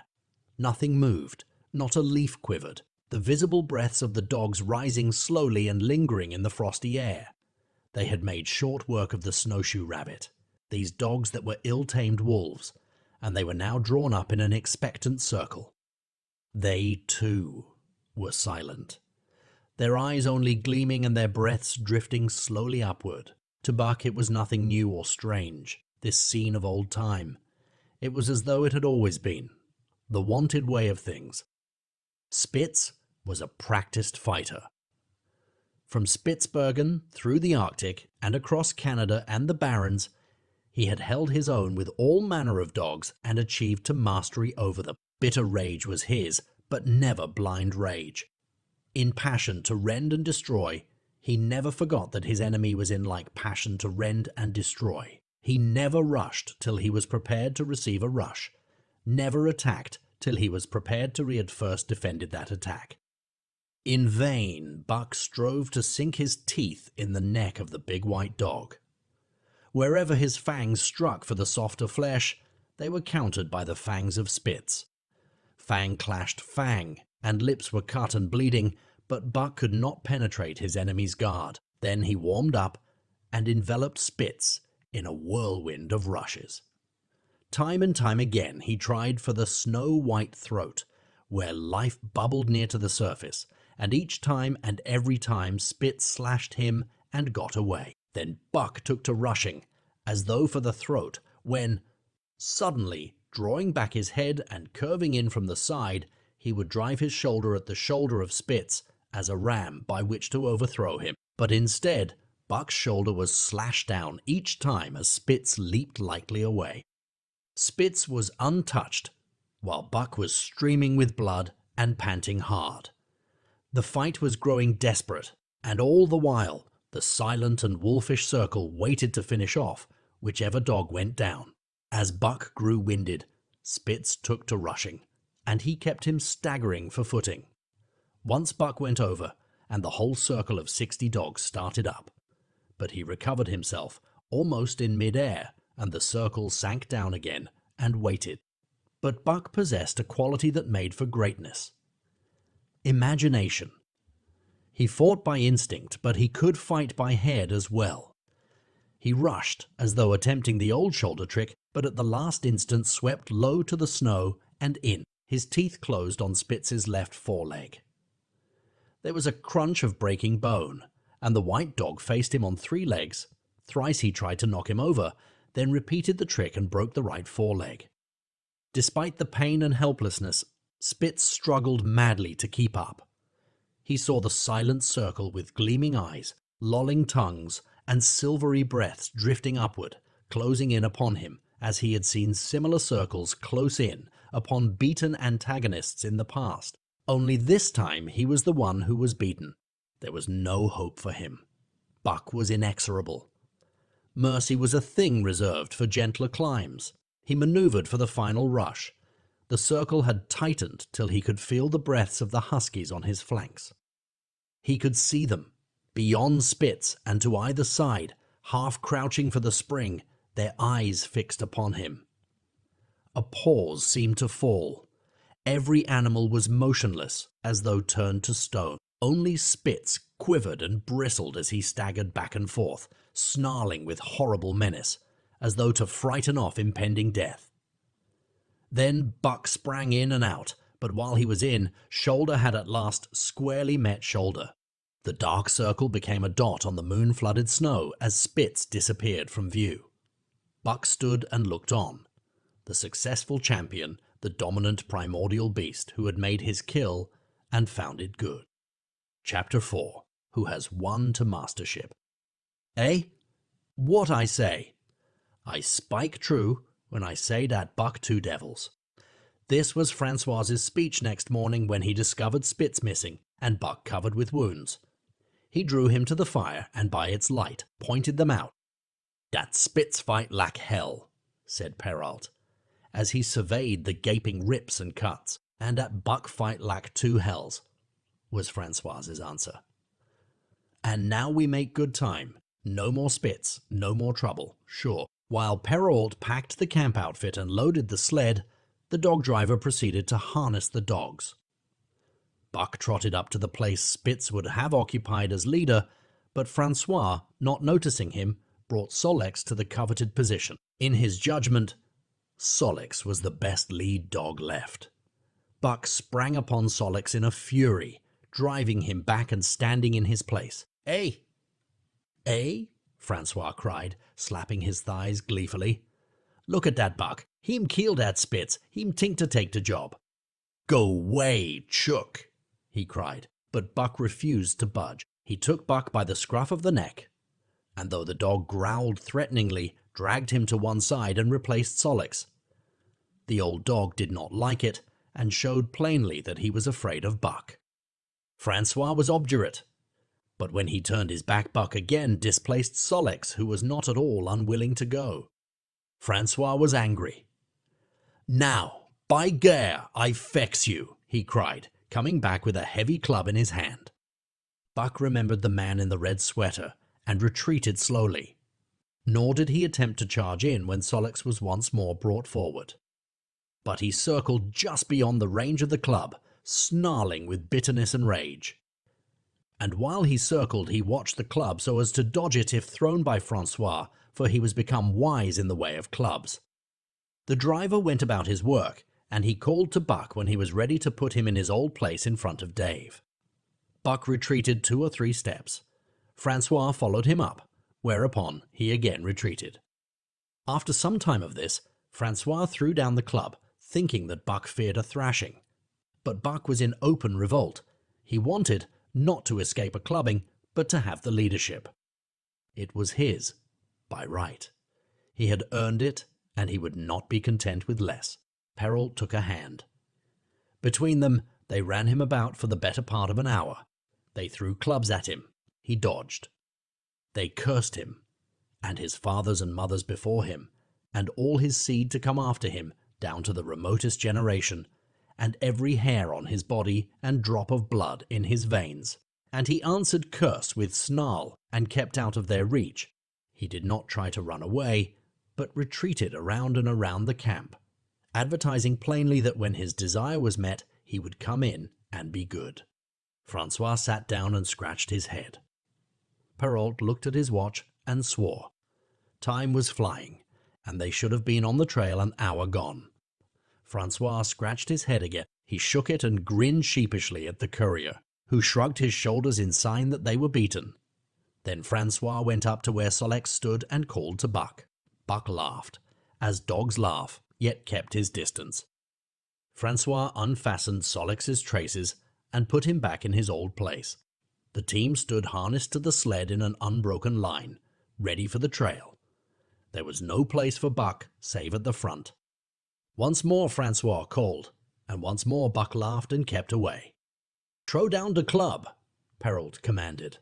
Francois complied, whereupon Buck trotted in, laughing triumphantly, and swung around into position at the head of the team. His traces were fastened, the sled broken out, and with both men running they dashed out onto the river trail. Highly as the dog driver had forevalued Buck with his two devils, he found, while the day was yet young, that he had undervalued. At a bound, Buck took up the duties of leadership, and where judgment was required, and quick thinking and quick acting, he showed himself the superior even of Spitz, of whom Francois had never seen an equal. But it was in giving the law and making his mates live up to it that Buck excelled. Dave and Solix did not mind the change in leadership. It was none of their business. Their business was to toil, and toil mightily, in the traces. So long as that were not interfered with, they did not care what happened. Billy, the good-natured, could lead for all they cared, so long as he kept order. The rest of the team, however, had grown unruly during the last days of Spitz, and their surprise was great now that Buck proceeded to lick them into shape. Pike, who pulled at Buck's heels, and who never put an ounce more of his weight against the breastband than he was compelled to do, was swiftly and repeatedly shaken for loafing. And ere the first day was done, he was pulling more than ever before in his life. The first night in camp, Joe, the sour one, was punished roundly, a thing that Spitz had never succeeded in doing. Buck simply smothered him by virtue of superior weight and cut him up till he ceased snapping and began to whine for mercy. The general tone of the team picked up immediately. It recovered its old-time solidarity, and once more the dogs leapt as one dog in the traces. At the rink, Rapid's two native huskies, Teak and Kuuna, were added, and the celerity with which Buck broke them in took away Francois's breath. "Never's such a dog as that Buck," he cried. "No, never. Him worth $1,000 by gar, eh? What you say, Perrault?" And Perrault nodded. He was ahead of the record then and gaining day by day. The trail was in excellent condition, well packed and hard, and there was no new fallen snow with which to contend. It was not too cold. The temperature dropped to 50 below zero and remained there the whole trip. The men rode and ran by turn, and the dogs were kept on the jump, with but infrequent stoppages. The 30-mile river was comparatively coated with ice, and they covered in one day going out what had taken them 10 days coming in. In one run, they made a 60-mile dash from the foot of Lake Labarge to the White Horse Rapids, across Marsh, Tuggish, and Bennett. 70 miles of lakes. They flew so fast that the man whose turn it was to run towed behind the sled at the end of a rope. And on the last night of the second week, they topped White Pass and dropped down the sea slope with the lights of Skagway and of the shipping at their feet. It was a record run. Each day for 14 days they had averaged 40 miles. For 3 days, Perrault and Francois threw chests up and down the main street of Skagway and were deluged with invitations to drink, while the team was the constant center of a worshipful crowd of dogbusters and mushers. Then 3 or 4 Western bad men aspired to clean out the town, were riddled like pepper boxes for their pains, and public interest turned to other idols. Next came official orders. Francois called Buck to him, threw his arms around him, wept over him. And that was the last of Francois and Perrault. Like other men, they passed out of Buck's life for good. A Scotch half-breed took charge of him and his mates, and in company with a dozen other dog teams, he started back over the weary trail to Dawson. It was no light running now, nor record time, but heavy toil each day, with a heavy load behind. For this was the mail train carrying word from the world to the men who sought gold under the shadow of the pole. Buck did not like it, but he bore up well to the work, taking pride in it after the manner of Dave and Solix, and seeing that his mates, whether they prided in it or not, did their fair share. It was a monotonous life, operating with machine-like regularity. One day was very like another. At a certain time, each morning the cooks turned out, fires were built, and breakfast was eaten. Then, while some broke camp, others harnessed the dogs, and they were underway an hour or so before the darkness fell, which gave warning of dawn. At night, camp was made. Some pitched the flies, others cut firewood and pine boughs for the beds, and still others carried water or ice for the cooks. Also, the dogs were fed. To them, this was the one feature of the day, though it was good to loaf around, after the fish was eaten, for an hour or so with the other dogs, of which there were 50 and odd. There were fierce fighters among them, but 3 battles with the fiercest brought Buck to mastery, so that when he bristled and showed his teeth, they got out of his way. Best of all, perhaps, he loved to lie near the fire. Hind legs crouched under him, 4 legs stretched out in front, head raised, and eyes blinking dreamily at the flames. Sometimes he thought of Judge Miller's big house in the sun-kissed Santa Clara Valley, and of the cement swimming tank, and Isabel, the Mexican hairless, and Toots, the Japanese pug. But oftener he remembered the man in the red sweater, the death of Curly, the great fight with Spitz, and the good, things he had eaten or would like to eat. He was not homesick. The sunland was very dim and distant, and such memories had no power over him. Far more potent were the memories of his heredity that gave things he had never seen before a seeming familiarity. The instincts, which were but the memories of his ancestors become habits, which had lapsed in later days, and still later days, and still later, in him quickened and become alive again. Sometimes, as he crouched there, blinking dreamily at the flames, it seemed that the flames were of another fire, and that as he crouched by this other fire, he saw another and different man from the half-breed cook before him. This other man was shorter of leg and longer of arm, with muscles that were stringy and knotty rather than rounded and swelling. The hair of this man was long and matted, and his head slanted back under it from the eyes. He uttered strange sounds, and seemed very much afraid of the darkness, into which he peered continually, clutching in his hand, which hung midway between knee and foot, a stick with a heavy stone made fast to the end.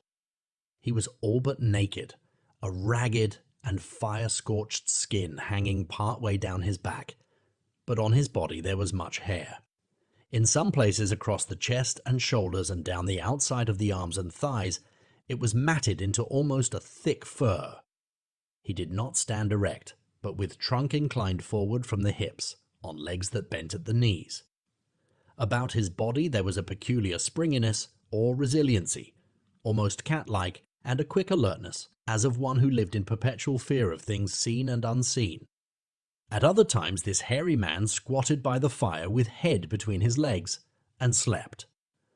On such occasions his elbows were on his knees, his hands clasped above his head as though to shed rain by the hairy arms.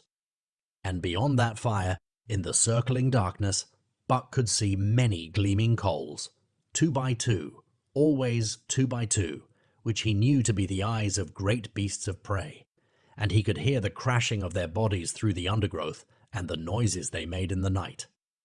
And dreaming there by the Yukon bank, with lazy eyes blinking at the fire, these sounds and sights of another world would make the hair to rise along his back and stand on end across his shoulders and up his neck, till he whimpered low and suppressedly, or growled softly, and the half-breed cook shouted at him, "Hey, you Buck! Wake up! Wake up!" Whereupon the other world would vanish and the real world come into his eyes, and he would get up and yawn and stretch as though he had been asleep. It was a hard trip, with the mail behind them, and the heavy work wore them down. They were short of weight and in poor condition when they made Dawson, and should have had a 10 days or a week's rest at least. But in 2 days' time they dropped down the Yukon bank from the barracks, loaded with letters for the outside. The dogs were tired, the drivers grumbling, and to make matters worse, it snowed every day. This meant a soft trail, greater friction on the runners, and heavier pulling for the dogs. Yet the drivers were fair through it all, and did their best for the animals. Each night the dogs were attended to first. They ate before the drivers ate, and no man sought his sleeping robe till he had seen to the feet of the dogs he drove. Still, their strength went down. Since the beginning of the winter, they had traveled 1,800 miles, dragging sleds the whole weary distance, and 1,800 miles will tell upon life of the tuttist. Buck stood it, keeping his mates up to their work and maintaining discipline, though he too was very tired. Billy cried and whimpered regularly in his sleep each night. Joe was sourer than ever, and Solix was unapproachable, blindside or other side. But it was Dave who suffered most of all. Something had gone wrong with him. He became more morose and irritable, and when camp was pitched at once made his nest, where his driver fed him. Once out of the harness and down, he did not get on his feet again till harness-up time in the morning. Sometimes, in the traces when jerked by a sudden stoppage of the sled, or by straining to start it, he would cry out with pain. The driver examined him, but could find nothing. All the drivers became interested in his case. They talked it over at mealtime and over their last pipes before going to bed, and one night they held a consultation. He was brought from his nest to the fire, and was pressed and prodded till he cried out many times. Something was wrong inside, but they could locate no broken bones, could not make it out. By the time Cassia Bar was reached, he was so weak that he was falling repeatedly in the traces. The Scotch half-breed called a halt and took him out of the team, making the next dog, Solix, fast to the sled. His intention was to rest Dave, letting him run free behind the sled. Sick as he was, Dave resented being taken out, grunting and growling while the traces were unfastened, and whimpering broken-heartedly when he saw Solix in the position he had held and served so long. For the pride of trace and trail was his, and, sick unto death, he could not bear that another dog should do his work. When the sled started, he floundered in the soft snow alongside the beaten trail, attacking Solix with his teeth, rushing against him and trying to thrust him off into the soft snow on the other side, striving to leap inside his traces and get between him and the sled, and all the while whining, and yelping and crying with grief and pain. The half-breed tried to drive him away with the whip, but he paid no heed to the stinging lash, and the man had not the heart to strike harder. Dave refused to run quietly on the trail behind the sled, where the going was easy, but continued to flounder alongside in the soft snow, where the going was most difficult, till exhausted. Then he fell, and lay where he fell, howling lugubriously as the long train of sleds churned by. With the last remnant of his strength, he managed to stagger along behind till the train made another stop, when he floundered past the sleds to his own, where he stood alongside Solix. His driver lingered a moment to get a light for his pipe from the man behind. Then he returned and started his dogs. They swung out on the trail with remarkable lack of exertion, turned their heads uneasily, and stopped in surprise. The driver was surprised too. The sled had not moved. He called his comrades to witness the sight. Dave had bitten through both of Solix's traces and was standing directly in front of the sled in his proper place. He pleaded with his eyes to remain there. The driver was perplexed. His comrades talked of how a dog could break its heart through being denied the work that killed it, and recalled instances they had known where dogs too old for the toil or injured had died because they were cut out of the traces. Also, they held it a mercy, since Dave was to die anyway, that he should die in the traces, heart easy and content. So he was harnessed in again, and proudly he pulled as of old, though more than once he cried out involuntarily from the bite of his inward hurt. Several times he fell down and was dragged in the traces, and once the sled ran upon him, so that he limped thereafter in one of his hind legs. But he held out till camp was reached, when his driver made a place for him by the fire. Morning found him too weak to travel. At harness-up time he tried to crawl to his driver. By convulsive efforts he got on his feet, staggered, and fell. Then he wormed his way forward slowly toward where the harnesses were being put on his mates. He would advance his forelegs and drag up his body with a sort of hitching movement, when he would advance his forelegs and hitch ahead again for a few more inches. His strength left him, and the last his mates saw of him, he lay gasping in the snow and yearning toward them. But they could hear him mournfully howling till they passed out of sight behind a belt of river timber. Here the train was halted. The Scotch half-breed slowly retraced his steps to the camp they had left. The men ceased talking. A revolver shot rang out. The man came back hurriedly. The whip snapped. The bells tinkled merrily. The sleds churned along the trail. But Buck knew, and every dog knew, what had taken place behind the belt of river trees. Chapter 5. The Toil of Trace and Trail. 30 days from the time it left Dawson, the saltwater mail, with Buck and his mates at the foray, arrived at Skagway. They were in a wretched state, worn out and worn down. Buck's 140 pounds had dwindled to 115. The rest of his mates, though lighter dogs, had relatively lost more weight than he.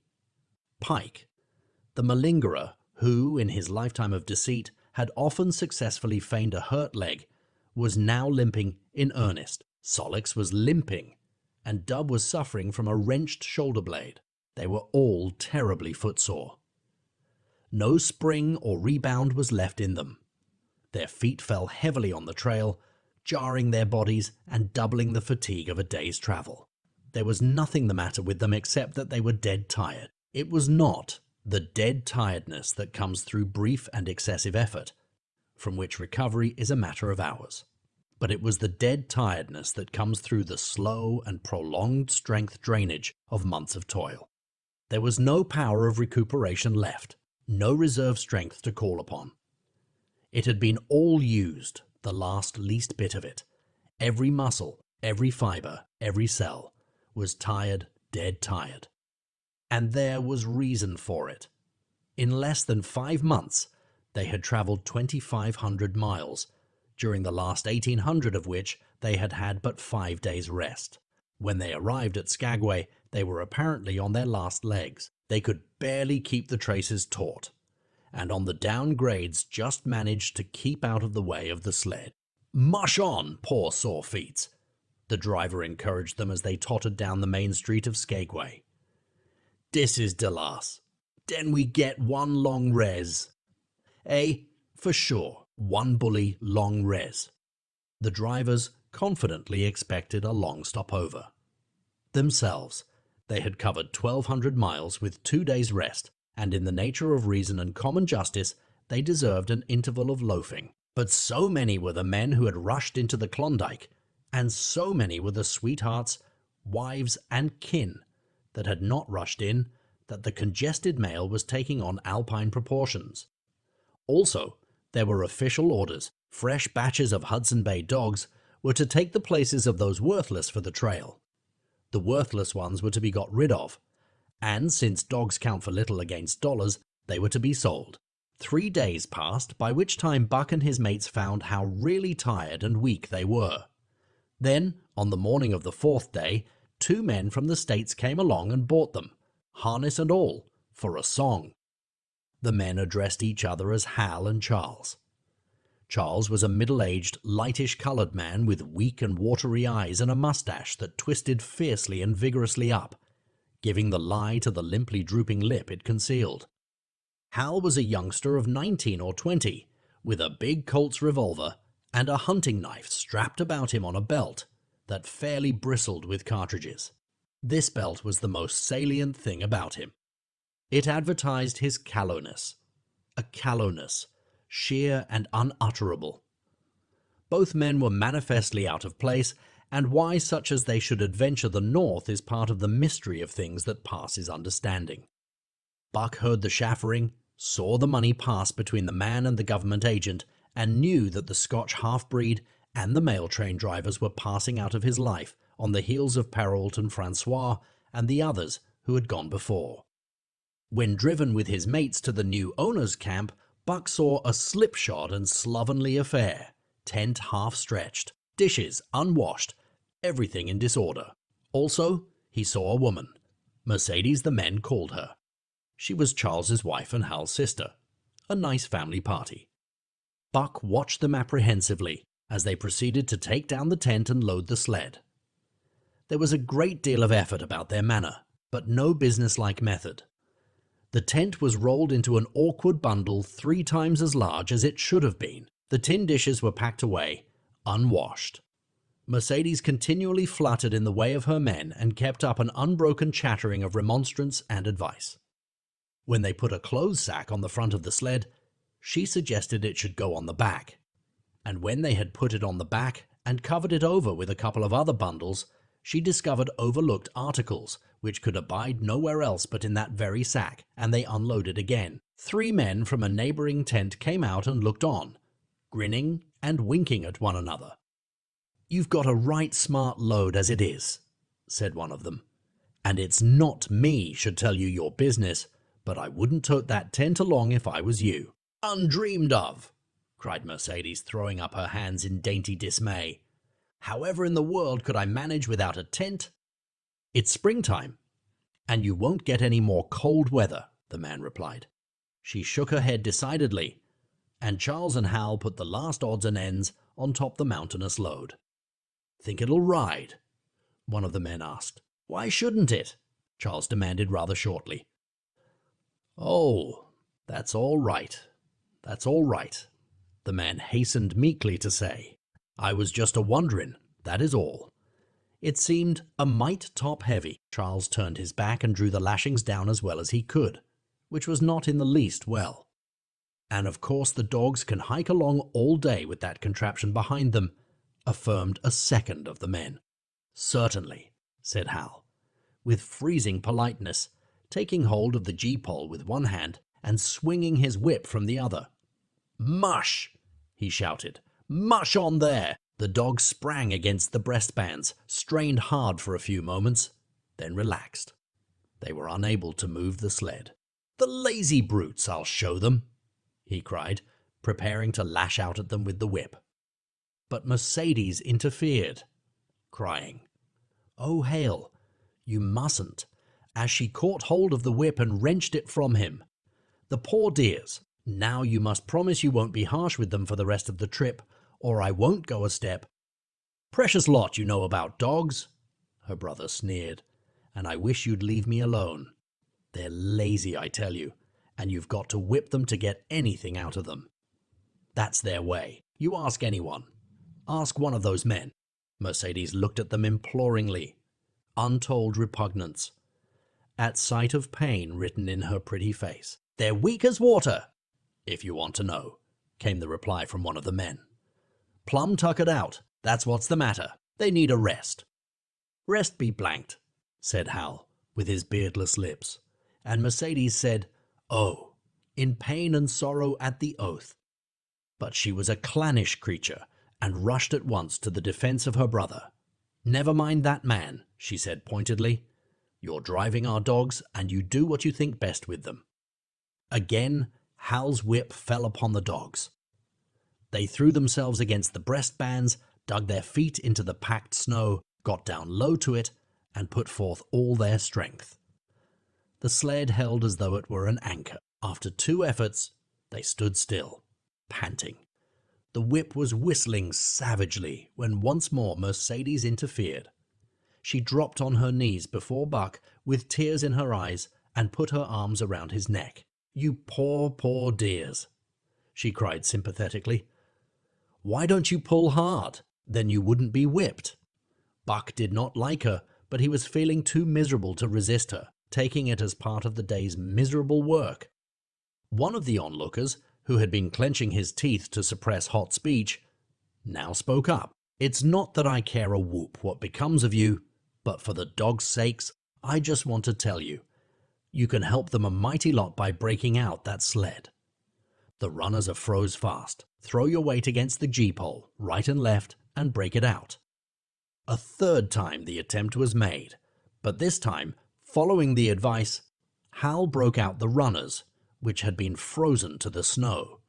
The overloaded and unwieldy sled forged ahead, Buck and his mates struggling frantically under the rain of blows. 100 yards ahead, the path turned and sloped steeply into the main street. It would have required an experienced man to keep the top-heavy sled upright, and Hal was not such a man. As they swung on the turn, the sled went over, spilling half its load through the loose lashings. The dogs never stopped. The lightened sled bounded on its side behind them. They were angry because of the ill treatment they had received and the unjust load. Buck was raging. He broke into a run, the team following his lead. Hal cried, "Whoa! Whoa!" but they gave no heed. He tripped and was pulled off his feet. The capsized sled ground over him, and the dogs dashed on up the street, adding to the gaiety of Skagway as they scattered the remainder of the outfit along its chief thoroughfare. Kind-hearted citizens caught the dogs and gathered up the scattered belongings. Also, they gave advice. Half the load and twice the dogs, if they ever expected to reach Dawson, was what was said. Hal and his sister and brother-in-law listened unwillingly, pitched tent, and overhauled the outfit. Canned goods were turned out that made men laugh, for canned goods on the long trail is a thing to dream about. Blankets for a hotel, quoth one of the men who laughed and helped. Half as many is too much. Get rid of them. Throw away that tent and all those dishes. Who's going to wash them? Anyway, good Lord, do you think you're traveling on a Pullman? And so it went. The inexorable elimination of the superfluous. Mercedes cried when her clothes bags were dumped on the ground and article after article was thrown out. She cried in general, and she cried in particular over each discarded thing. She clasped hands about knees, rocking back and forth broken-heartedly. She averred she would not go an inch, not for a dozen Charleses. She appealed to everybody and to everything, finally wiping her eyes and proceeding to cast out even articles of apparel that were imperative necessaries. And in her zeal, when she had finished with her own, she attacked the belongings of her men, and went through them like a tornado. This accomplished, the outfit, though cut in half, was still a formidable bulk. Charles and Hal went out in the evening and bought 6 outside dogs. These added to the 6 of the original team, and Teak and Cooner. The Huskies obtained at the Rink Rapids on the record trip brought the team up to 14, but the outside dogs, though practically broken in since their landing, did not amount to much. 3 were short-haired pointers. 1 was a Newfoundland, and the other 2 were mongrels of indeterminate breed. They did not seem to know anything, these newcomers. Buck and his comrades looked upon them with disgust, and though he speedily taught them their places and what not to do, he could not teach them what to do. They did not take kindly to trace and trail. With the exception of the 2 mongrels, they were bewildered and spirit-broken by the strange, savage environment in which they found themselves and by the ill treatment they had received. The 2 mongrels were without spirit at all. Bones were the only things breakable about them. With the newcomers hopeless and forlorn, and the old team worn out by 2,500 miles of continuous trail, the outlook was anything but bright. The 2 men, however, were quite cheerful. And they were proud, too. They were doing the thing in style, with 14 dogs. They had seen other sleds depart over the pass for Dawson, or come in from Dawson, but never had they seen a sled with so many as 14 dogs. In the nature of Arctic travel, there was a reason why 14 dogs should not drag one sled, and that was that one sled could not carry the food for 14 dogs. But Charles and Hal did not know this. They had worked the trip out with a pencil. So much to a dog, so many dogs, so many days, Kyo. Any days, QAD. Mercedes looked over their shoulders and nodded comprehensively. It was also very simple. Late next morning, Buck led the long team up the street. There was nothing lively about it. No snap or go in him and his fellows. They were starting dead weary. 4 times he had covered the distance between Saltwater and Dawson, and the knowledge that, jaded and tired, he was facing the same trail once more, made him bitter. His heart was not in the work, nor was the heart of any dog. The outsides were timid and frightened, the insides without confidence in their masters. Buck felt vaguely that there was no depending upon these 2 men and the woman. They did not know how to do anything, And as the days went by, it became apparent that they could not learn. They were slack in all things, without order or discipline. It took them half the night to pitch a slovenly camp, and half the morning to break that camp and get the sled loaded in fashion so slovenly that for the rest of the day they were occupied in stopping and rearranging the load. Some days they did not make 10 miles. On other days they were unable to get started at all. And on no day did they succeed in making more than half the distance used by the men as a basis in their dog food computation. It was inevitable that they should go short on dog food, but they hastened it by overfeeding, bringing the day nearer when underfeeding would commence. The outside dogs, whose digestions had not been trained by chronic famine to make the most of little, had voracious appetites. And when, in addition to this, the worn-out huskies pulled weakly, Hal decided that the orthodox ration was too small. He doubled it. And to cap it all, when Mercedes, with tears in her pretty eyes and a quaver in her throat, could not cajole him into giving the dogs still more, she stole from the fish sacks and fed them slyly. But it was not food that Buck and the huskies needed, but rest. And though they were making poor time, the heavy load they dragged sapped their strength severely. Then came the underfeeding. Hale awoke one day to the fact that his dog food was half gone and the distance only quarter covered. Further, that for love or money no additional dog food was to be obtained, so he cut down even the orthodox ration and tried to increase the day's travel. His sister and brother-in-law seconded him, but they were frustrated by their heavy outfit and their own incompetence. It was a simple matter to give the dogs less food, but it was impossible to make the dogs travel faster, while their own inability to get underway earlier in the morning prevented them from traveling longer hours. Not only did they not know how to work dogs, but they did not know how to work themselves. The first to go was Dub. Poor, blundering thief that he was, always getting caught and punished, he had nonetheless been a faithful worker. His wrenched shoulder blade, untreated and unrested, went from bad to worse, till finally Hal shot him with the big Colt's revolver. It is a saying of the country that an outside dog starves to death on the ration of the husky, so the 6 outside dogs under Buck could do no less than die on half the ration of the husky. The Newfoundland went first, followed by the 3 short-haired pointers, the 2 mongrels hanging more grittily onto life, but going in the end. By this time, all the amenities and gentlenesses of the Southland had fallen away from the 3 people. Shorn of its glamour and romance, Arctic travel became to them a reality too harsh for their manhood and womanhood. Mercedes ceased weeping over the dogs, being too occupied with weeping over herself and with quarreling with her husband and brother.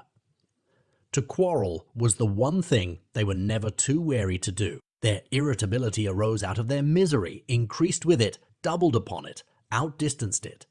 The wonderful patience of the trail which comes to men who toil hard and suffer sore and remain sweet of speech and kindly, did not come to these 2 men and the woman. They had no inkling of such a patience.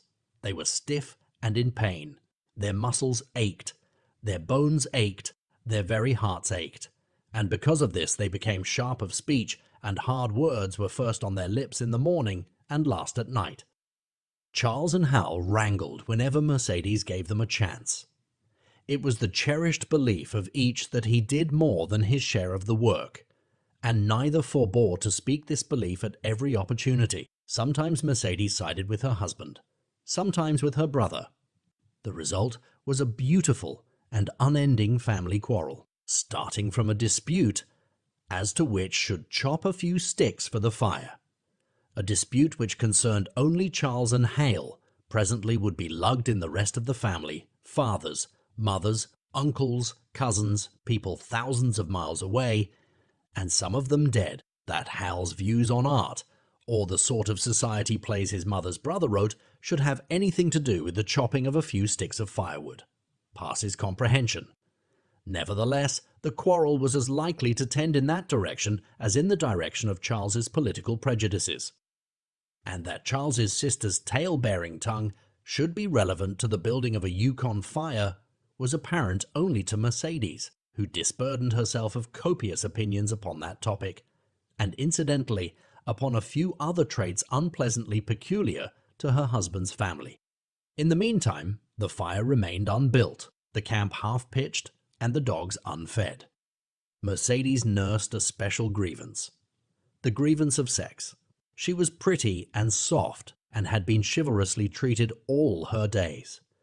But the present treatment by her husband and brother was everything save chivalrous.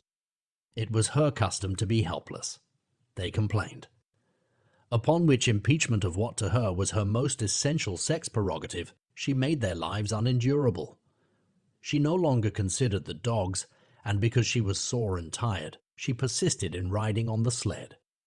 She was pretty and soft, but she weighed 120 pounds, a lusty last straw to the load dragged by the weak and starving animals. She rode for days, till they fell in the traces and the sled stood still. Charles and Hal begged her to get off and walk, pleaded with her, entreated the while she wept and importuned heaven with a recital of their brutality. On one occasion they took her off the sled by main strength. They never did it again. She let her legs go limp like a spoiled child and sat down on the trail. They went on their way, but she did not move. After they had traveled 3 miles, they unloaded the sled, came back for her, and by main strength put her on the sled again. In the excess of their own misery, they were callous to the suffering of their animals. Hal's theory, which he practiced on others, was that one must get hardened. He had started out preaching it to his sister and brother-in-law. Failing there, he hammered it into the dogs with a club. At the 5 fingers the dog food gave out, and a toothless old squaw offered to trade them a few pounds of frozen horsehide for the Colt's revolver that kept the big hunting knife company at Hal's hip. A poor substitute for food was this hide, just as it had been stripped from the starved horses of the cattlemen 6 months back. In its frozen state, it was more like strips of galvanized iron, and when a dog wrestled it into his stomach, it thawed into thin and innutritious leathery strings and into a mass of short hair, irritating and indigestible. And through it all, Buck staggered along at the head of the team, as in a nightmare. He pulled when he could. When he could no longer pull, he fell down and remained down till blows from whip or club drove him to his feet again. All the stiffness and gloss had gone out of his beautiful furry coat. The hair hung down, limp and draggled, or matted with dried blood where Hal's club had bruised him. His muscles had wasted away to knotty strings, and the flesh pads had disappeared, so that each rib and every bone in his frame were outlined cleanly through the loose hide that was wrinkled in folds of emptiness. It was heartbreaking. Only Buck's heart was unbreakable. The man in the red sweater had proved that. As it was with Buck, so was it with his mates. They were perambulating skeletons. There were 7 altogether, including him. In their very great misery, they had become insensible to the bite of the lash or the bruise of the club. The pain of the beating was dull and distant, just as the things their eyes saw and their ears heard seemed dull and distant. They were not half living, or quarter living. They were simply so many bags of bones in which sparks of life fluttered faintly. When a halt was made, they dropped down in the traces like dead dogs, and the spark dimmed and paled and seemed to go out. And when the club or whip fell upon them, the spark fluttered feebly up, and they tottered to their feet and staggered on. There came a day when Billy the good-natured fell and could not rise. Hal had traded off his revolver, so he took the axe and knocked Billy on the head as he lay in the traces, then cut the carcass out of the harness and dragged it to one side. Buck saw, and his mates saw, and they knew that this thing was very close to them. On the next day, Kuna went, and but 5 of them remained. Joe, too far gone to be malignant. Pike, crippled and limping, only half conscious and not conscious enough longer to malinger. Solex, the one-eyed, still faithful to the toil of trace and trail, and mournful in that he had so little strength with which to pull. Teak, who had not travelled so far that winter and who was now beaten more than the others because he was fresher, and Buck still at the head of the team, but no longer enforcing discipline or striving to enforce it, blind with weakness half the time and keeping them, trail by the loom of it and by the dim feel of his feet. It was beautiful spring weather, but neither dogs nor humans were aware of it. Each day the sun rose earlier and set later. It was dawn by 3 in the morning and twilight lingered till 9 at night. The whole long day was a blaze of sunshine. The ghostly winter silence had given way to the great spring murmur of awakening life. This murmur arose from all the land, fraught with the joy of living. It came from the things that lived and moved again, things which had been as dead and which had not moved during the long months of frost. The sap was rising in the pines. The willows and aspens were bursting out in young buds. Shrubs and vines were putting on fresh garbs of green. Crickets sang in the nights, and in the days all manner of creeping, crawling things rustled forth into the sun. Partridges and woodpeckers were booming and knocking in the forest. Squirrels were chattering, birds singing, and overhead honked the wildfowl driving up from the south in cunning wedges that split the air. From every hill slope came the trickle of running water, the music of unseen fountains. All things were thawing, bending, snapping. The Yukon was straining to break loose the ice that bound it down. It ate away from beneath. The sun ate from above. Air holes formed, fissures sprang and spread apart, while thin sections of ice fell through bodily into the river. And amid all this bursting, rending, throbbing of awakening life, under the blazing sun and through the soft sighing breezes, like wayfarers to death, staggered the two men, the woman and the huskies. With the dogs falling, Mercedes weeping and riding, Hal swearing innocuously, and Charles's eyes wistfully watering, they staggered into John Thornton's camp at the mouth of White River. When they halted, the dogs dropped down as though they had all been struck dead. Mercedes dried her eyes and looked at John Thornton. Charles sat down on a log to rest. He sat down on a log to rest. He sat down very slowly and painstakingly, what of his great stiffness. Hal did the talking. John Thornton was whittling the last touches on an axe handle he had made from a stick of birch. He whittled and listened, gave monosyllabic replies, and, when it was asked, terse advice. He knew the breed, and he gave his advice in the certainty that it would not be followed. They told us up above that the bottom was dropping out of the trail and that the best thing for us to do was to lay over, Hal said in response to Thornton's warning to take no more chances on the rotten ice. They told us we couldn't make White River, and here we are, this last with a sneering ring of triumph in it. And they told you true, John Thornton answered. The bottom's likely to drop out at any moment. Only fools with the blind luck of fools could have made it. I tell you straight I wouldn't risk my carcass on that ice for all the gold in Alaska. That's because you're not a fool, I suppose, said Hal. All the same, we'll go on to Dawson. He uncoiled his whip. Get up there. Buck. Hi. Get up there. March on. Thornton went on whittling. It was idle, he knew, to get between a fool and his folly, while 2 or 3 fools more or less would not alter the scheme of things. But the team did not get up at the command. It had long since passed into the stage where blows were required to rouse it. The whip flashed out, here and there on its merciless errands. John Thornton compressed his lips. Solix was the first to crawl to his feet. Teak followed. Joe came next, yelping with pain. Pike made painful efforts. Twice he fell over, went half up, and on the 3rd attempt managed to rise. Buck made no effort. He lay quietly where he had fallen. The lash bit into him again and again, but he neither whined nor struggled. Several times Thornton started as though to speak, but changed his mind. A moisture came into his eyes, and as the whipping continued, he arose and walked irresolutely, up and down. This was the first time Buck had failed. In itself, a sufficient reason to drive Hal into a rage. He exchanged the whip for the customary club. Buck refused to move under the rain of heavier blows which now fell upon him. Like his mates, he was barely able to get up. But unlike them, he had made up his mind not to get up.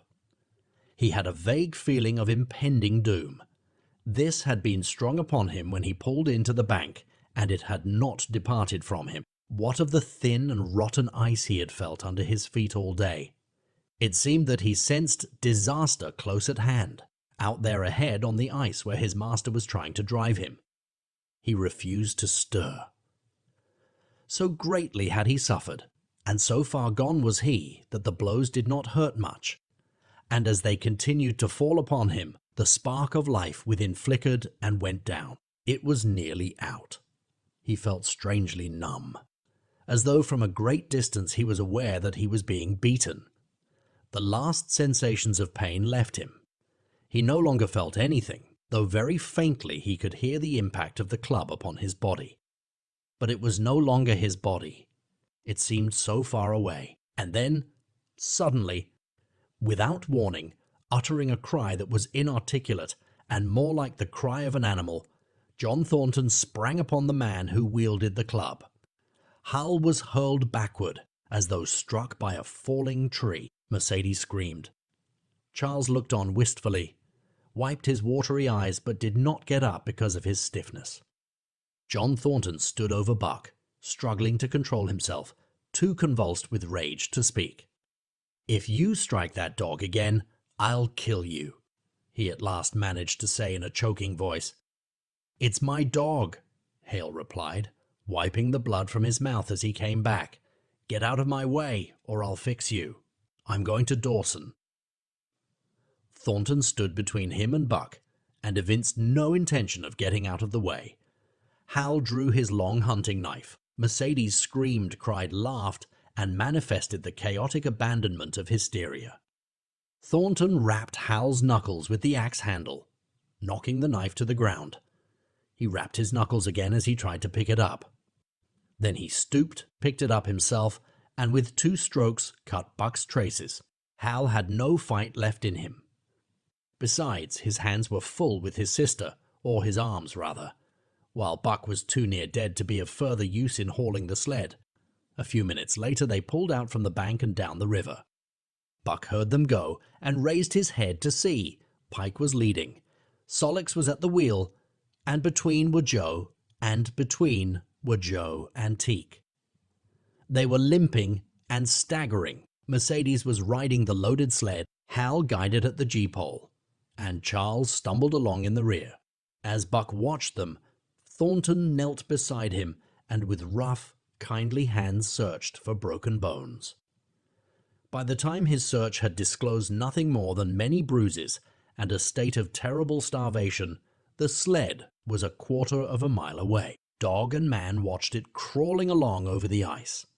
Suddenly, they saw its back end drop down, as into a rut, and the gee-pole, with Hal clinging to it, jerk into the air. Mercedes's scream came to their ears. They saw Charles turn and make 1 step to run back, and then a whole section of ice give way, and dogs and humans disappear. A yawning hole was all that was to be seen. The bottom had dropped out of the trail. John Thornton and Buck looked at each other. "You poor devil," said John Thornton, and Buck licked his hand. Chapter 6. For the Love of a Man.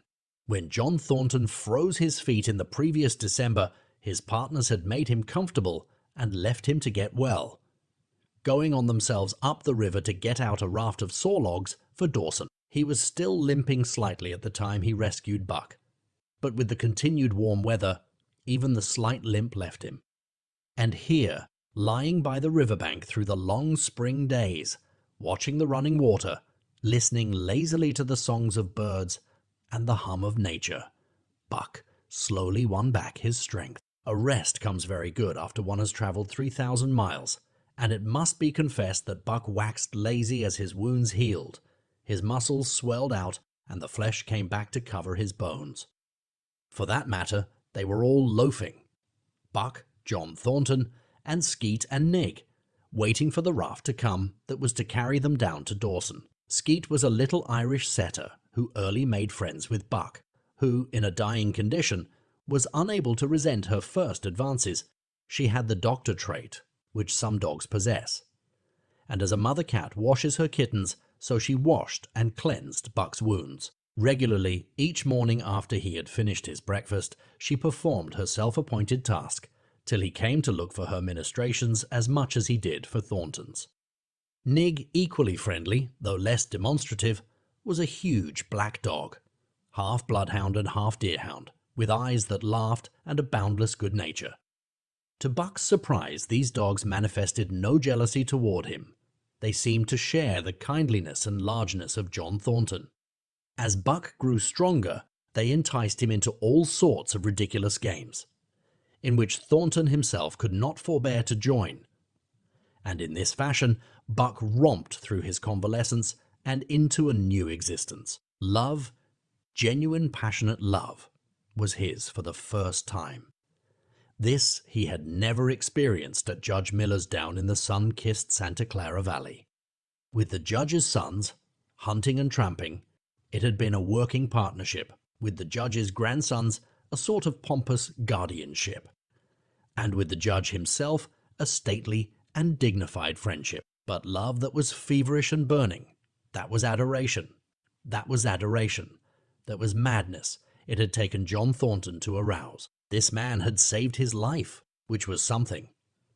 But further, he was the ideal master. Other men saw to the welfare of their dogs from a sense of duty and business expediency. He saw to the welfare of his as if they were his own children, because he could not help it. And he saw further. He never forgot a kindly greeting or a cheering word, and to sit down for a long talk with them, as he called it, was as much his delight as theirs. He had a way of taking Buck's head roughly between his hands, and resting his own head upon Buck's, of shaking him back and forth, the while calling him ill names that to Buck were love names. Buck knew no greater joy than that rough embrace and the sound of murmured oaths. And at each jerk back and forth, it seemed that his heart would be shaken out of his body, so great was its ecstasy. And when, released, he sprang to his feet, his mouth laughing, his eyes eloquent, his throat vibrant with unuttered sound, and in that fashion remained without movement, John Thornton would reverently exclaim, "God, you can all but speak." Buck had a trick of love expression that was akin to hurt. He would often seize Thornton's hand in his mouth and close so fiercely that the flesh bore the impress of his teeth for some time afterward. And as Buck understood the oaths to be love words, so the man understood this feigned bite for a caress. For the most part, however, Buck's love was expressed in adoration. While he went wild with happiness when Thornton touched him or spoke to him, he did not seek these tokens. Unlike Skeet, who was wont to shove her nose under Thornton's hand and nudge till petted, or Nig, who would stalk up and rest his great head on Thornton's knee, Buck was content to adore at a distance. He would lie by the hour, eager, alert, at Thornton's feet, looking up into his face, dwelling upon it, studying it, following with keenest interest each fleeting expression, every movement or change of feature. Or, as chance might have it, he would lie farther away, to the side or rear, watching the outlines of the man and the occasional movements of his body. And often, such was the communion in which they lived. The strength of Buck's gaze would draw John Thornton's head around, and he would return the gaze without speech, his heart shining out of his eyes as Buck's heart shone out. For a long time after his rescue, Buck did not like Thornton to get out of his sight. From the moment he left the tent to when he entered it again, Buck would follow at his heels. His transient masters, since he had come into the Northland, had bred in him a fear that no master could be permanent. He was afraid that Thornton would pass out of his life as Perrault and Francois and the Scotch half-breed had passed out. Even in the night, in his dreams, he was haunted by this fear. At such times he would shake off sleep and creep through the chill to the flap of the tent, where he would stand and listen to the sound of his master's breathing. But in spite of this great love he bore John Thornton, which seemed to bespeak the soft civilizing influence. The strain of the primitive, which the Northland had aroused in him, remained alive and active. Faithfulness and devotion, things born of fire and roof, were his. Yet he retained his wildness and wiliness. He was a thing of the wild, come in from the wild to sit by John Thornton's fire, rather than a dog of the soft Southland stamped with the marks of generations of civilization. Because of his very great love, he could not steal from this man, but from any other man. In any other camp, he did not hesitate an instant, while the cunning with which he stole enabled him to escape detection. His face and body were scored by the teeth of many dogs, and he fought as fiercely as ever, and more shrewdly. Skeet and Nig were too good-natured for quarreling. Besides, they belonged to John Thornton, but the strange dog, no matter what the breed or valor, swiftly acknowledged Buck's supremacy or found himself struggling for life with a terrible antagonist. And Buck was merciless. He had learned well the law of club and fang, and he never forewent an advantage or drew back from a foe he had started on the way to death. He had lessoned from Spitz and from the chief fighting dogs of the police and mail, and knew there was no middle course. He must master or be mastered, while to show mercy was a weakness. Mercy did not exist in the primordial life. It was misunderstood for fear, and such misunderstandings made for death. Kill or be killed, eat or be eaten, was the law, and this mandate, down out of the depths of time, he obeyed. He was older than the days he had seen, and the breaths he had drawn. He linked the past with the present, and the eternity behind him throbbed through him in a mighty rhythm to which he swayed as the tides and seasons swayed. He sat by John Thornton's fire, a broad-breasted dog, white-fanged and long-furred, but behind him were the shades of all manner of dogs, half-wolves and wild wolves, urgent and prompting, tasting the savor of the meat he ate, thirsting for the water he drank, scenting the wind with him, listening with him and telling him the sounds made by the wild life in the forest, dictating his moods, directing his actions, lying down to sleep with him when he lay down, and dreaming with him and beyond him, and becoming themselves the stuff of his dreams. So peremptorily did these shades beckon him, that each day mankind and the claims of mankind slipped farther from him.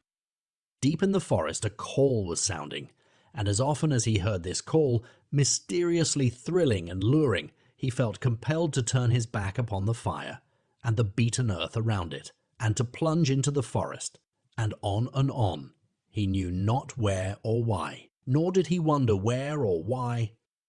The call sounding imperiously deep in the forest. But as often as he gained the soft, unbroken earth and the green shade, the love for John Thornton drew him back to the fire again. Thornton alone held him.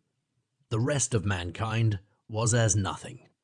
Chance travelers might praise or pet him, but he was cold under it all, and from a too demonstrative man, he would get up and walk away. When Thornton's partners, Hans and Pete, arrived on the long-expected raft, Buck refused to notice them till he learned they were close to Thornton. After that, he tolerated them in a passive sort of way, accepting favors from them as though he favored them by accepting. They were of the same large type as Thornton, living close to the earth, thinking simply and seeing clearly, and ere they swung the raft into the big eddy by the sawmill at Dawson, they understood Buck and his ways, and did not insist upon an intimacy such as obtained with Skeet and Nig. For Thornton, however, his love seemed to grow and grow. He, alone among men, could put a pack upon Buck's back in the summer traveling. Nothing was too great for Buck to do when Thornton commanded. One day they had grub-staked themselves from the proceeds of the raft and left Dawson for the headwaters of the Tanana.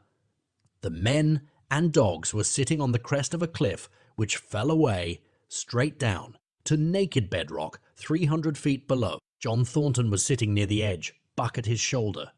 A thoughtless whim seized Thornton, and he drew the attention of Hans and Pete to the experiment he had in mind. "Jump, Buck!" he commanded, sweeping his arm out and over the chasm. The next instant he was grappling with Buck on the extreme edge, while Hans and Pete were dragging them back into safety. "It's uncanny," Pete said, after it was over and they had caught their speech. Thornton shook his head. "No, it is splendid, and it is terrible too. Do you know? It sometimes makes me afraid. I'm not hankering to be the man that lays hands on you while he's around," Pete announced conclusively, nodding his head toward Buck. "Pie jingo," was Hans's contribution. "Not mineself either." It was at Circle City, ere the year was out, that Pete's apprehensions were realized. Black Burton, a man evil-tempered and malicious, had been picking a quarrel with a tenderfoot at the bar, when Thornton stepped good-naturedly between. Buck, as was his custom, was lying in a corner, head on paws, watching his master's every action. Burton struck out without warning, straight from the shoulder. Thornton was sent spinning and saved himself from falling only by clutching the rail of the bar. Those who were looking on heard what was neither bark nor yelp, but a something which is best described as a roar, and they saw Buck's body rise up in the air as he left the floor for Burton's throat. The man saved his life by instinctively throwing out his arm, but was hurled backward to the floor with Buck on top of him. Buck on top of him, Buck loosed his teeth from the flesh of the arm and drove in again for the throat. This time the man succeeded only in partly blocking, and his throat was torn open. Then the crowd was upon Buck, and he was driven off, but while a surgeon checked the bleeding, he prowled up and down, growling furiously, attempting to rush in, and being forced back by an array of hostile clubs. A miners' meeting, called on the spot, decided that the dog had sufficient provocation, and Buck was discharged. But his reputation was made, and from that day his name spread through every camp in Alaska. Later on, in the fall of the year, he saved John Thornton's life in quite another fashion. The three partners were lining a long and narrow poling boat down a bad stretch of rapids on the 40-mile creek. Hans and Pete moved along the bank, snubbing with a thin manila rope from tree to tree, while Thornton remained in the boat, helping its descent by means of a pole and shouting directions to the shore. Buck, on the bank, worried and anxious, kept abreast of the boat, his eyes never off his master. At a particularly bad spot, where a ledge of barely submerged rocks jutted out into the river, Hans cast off the rope and, while Thornton poled the boat out into the stream, ran down the bank with the end in his hand to snub the boat when it had cleared the ledge. This it did, and was flying downstream in a current as swift as a mill race, when Hans checked it with the rope, and checked too suddenly. The boat flirted over and snubbed in to the bank bottom up, while Thornton, flung sheer out of it, was carried downstream toward the worst part of the rapids, a stretch of wild water in which no swimmer could live. Buck had sprung in on the instant, and at the end of 300 yards amid a mad swirl of water, he overhauled Thornton. When he felt him grasp his tail, Buck headed for the bank, swimming with all his splendid strength, but the progress shoreward was slow. The progress downstream amazingly rapid. From below came the fatal roaring, where the wild current went wilder and was rent in shreds and spray by the rocks, which thrust through like the teeth of an enormous comb. The suck of the water, as it took the beginning of the last steep pitch, was frightful, and Thornton knew that the shore was impossible. He scraped furiously over a rock, bruised across a second, and struck a third with crushing force. He clutched its slippery top with both hands, releasing Buck, and above the roar of the churning water shouted, "Go, Buck! Go!" Buck could not hold his own, and swept on downstream, struggling desperately but unable to win back. When he heard Thornton's command repeated, he partly reared out of the water, throwing his head high, as though for a last look, then turned obediently toward the bank. He swam powerfully and was dragged ashore by Pete and Hans at the very point where swimming ceased to be possible and destruction began. They knew that the time a man could cling to a slippery rock in the face of that driving current was a matter of minutes, and they ran as fast as they could up the bank to a point far above where Thornton was hanging on. They attached the line with which they had been snubbing the boat to Buck's neck and shoulders, being careful that it should neither strangle him nor impede his swimming, and launched him into the stream. He struck out boldly, but not straight enough into the stream. He discovered the mistake too late, when Thornton was abreast of him and a bare half-dozen strokes away, while he was being carried helplessly past. Hans promptly snubbed with the rope, as though Buck were a boat. The rope thus tightening on him in the sweep of the current, he was jerked under the surface, and under the surface he remained till his body struck against the bank and he was hauled out. He was half drowned, and Hans and Pete threw themselves upon him, pounding the breath into him and the water out of him. He staggered to his feet and fell down. The faint sound of Thornton's voice came to them, and though they could not make out the words of it, they knew that he was in his extremity. His master's voice acted on Buck like an electric shock. He sprang to his feet and ran up the bank ahead of the men to the point of his previous departure. Again, the rope was attached, and he was launched, and again he struck out, but this time straight into the stream. He had miscalculated once, but he would not be guilty of it a second time. Hans paid out the rope, permitting no slack, while Pete kept it clear of coils. Buck held on till he was on a line straight above Thornton. Then he turned, and with the speed of an express train, headed down upon him. Thornton saw him coming, and as Buck struck him like a battering ram, with the whole force of the current behind him, he reached up and closed with both arms around the shaggy neck. Hans snubbed the rope around the tree, and Buck and Thornton were jerked under the water, strangling, suffocating, sometimes one uppermost and sometimes the other, dragging over the jagged bottom, smashing against rocks and snags. They veered into the bank. Thornton came to, belly downward, and being violently propelled back and forth across a drift log by Hans and Pete. His first glance was for Buck, over whose limp and apparently lifeless body Nig was setting up a howl, while Skeet was licking the wet face and closed eyes. Thornton was himself bruised and battered, and he went carefully over Buck's body, when he had been brought around, finding 3 broken ribs. "That settles it," he announced. "We camp right here." And camp they did till Buck's ribs knitted and he was able to travel. That winter at Dawson, Buck performed another exploit. Not so heroic, perhaps, but one that put his name many notches higher on the totem pole of Alaskan fame. This exploit was particularly gratifying to the 3 men, for they stood in need of the outfit which it furnished and were enabled to make a long-desired trip into the Virgin East where miners had not yet appeared. It was brought about by a conversation in the El Dorado saloon, in which men waxed boastful of their favorite dogs. Buck, because of his record, was the target for these men, and Thornton was driven stoutly to defend him. At the end of half an hour, one man stated that his dog could start a sled with 500 pounds and walk off with it. A second bragged 600 for his dog, and a third 700. "Pooh! Pooh!" said John Thornton. "Buck can start 1,000 pounds. "And break it out, and walk off with it for 100 yards, demanded Mathewson, a bonanza king, he of the 700 vaunt. "And break it out, and walk off with it for 100 yards, John Thornton said coolly.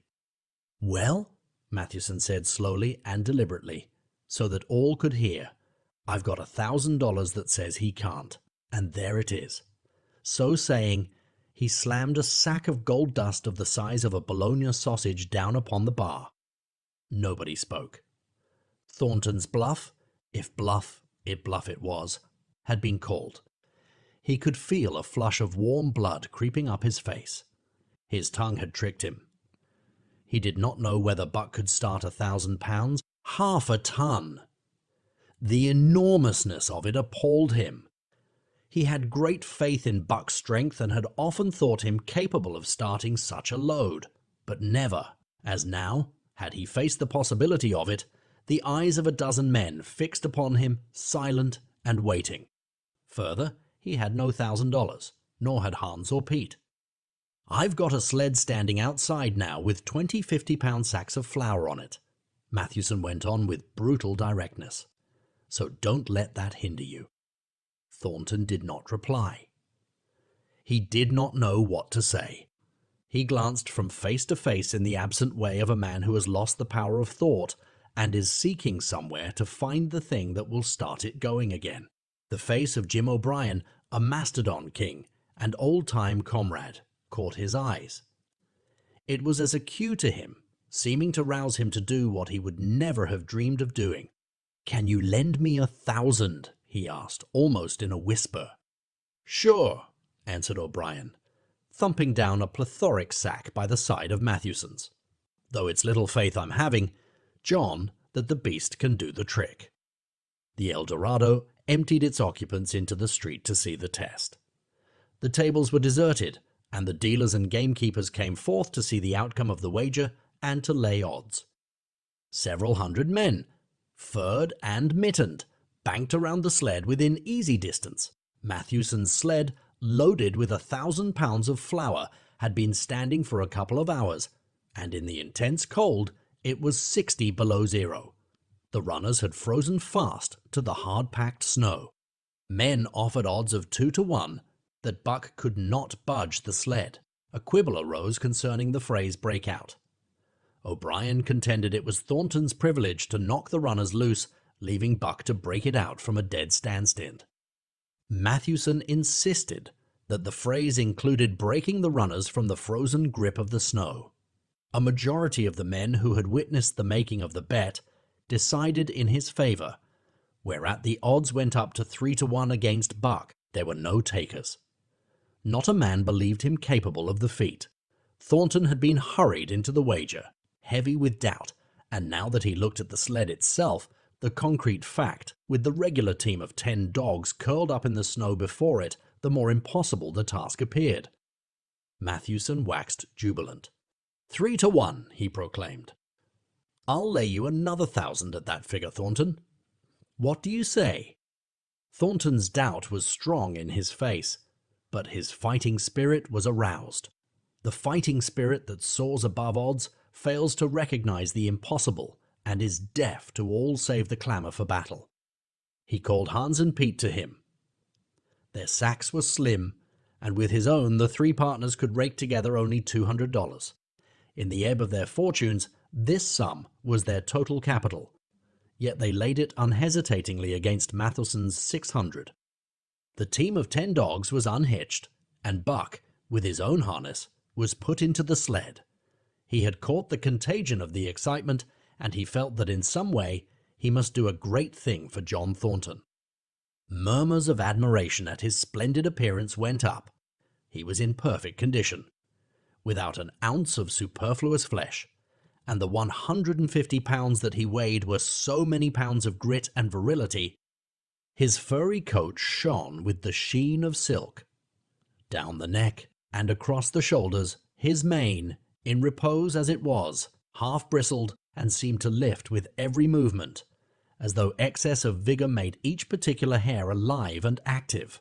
The great breast and heavy forelegs were no more than in proportion with the rest of the body, where the muscles showed in tight rolls underneath the skin. Men felt these muscles and proclaimed them hard as iron, and the odds went down to 2 to 1. "Gad, sir! Gad, sir!" stuttered a member of the latest dynasty, a king of the Skookum benches. "I offer you 800 for him, sir, before the test, sir. 800 just as he stands." Thornton shook his head and stepped to Buck's side.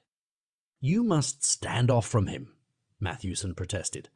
"Free play and plenty of room." The crowd fell silent. Only could be heard the voices of the gamblers vainly offering 2 to 1. Everybody acknowledged Buck a magnificent animal, but 20 50-pound sacks of flour bulked too large in their eyes for them to loosen their pouch strings. Thornton knelt down by Buck's side. He took his head in his 2 hands and rested cheek on cheek. He did not playfully shake him, as was his wont, or murmur soft love curses, but he whispered in his ear. "As you love me, Buck.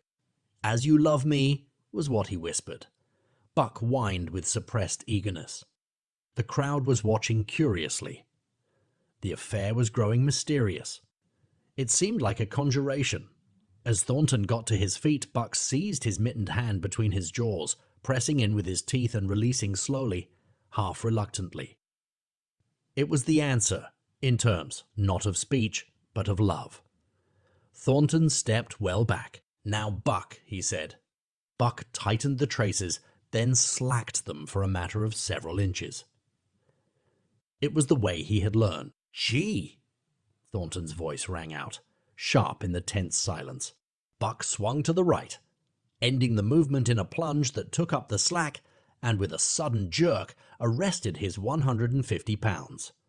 The load quivered, and from under the runners arose a crisp crackling. "Haw!" Thornton commanded. Buck duplicated the maneuver, this time to the left.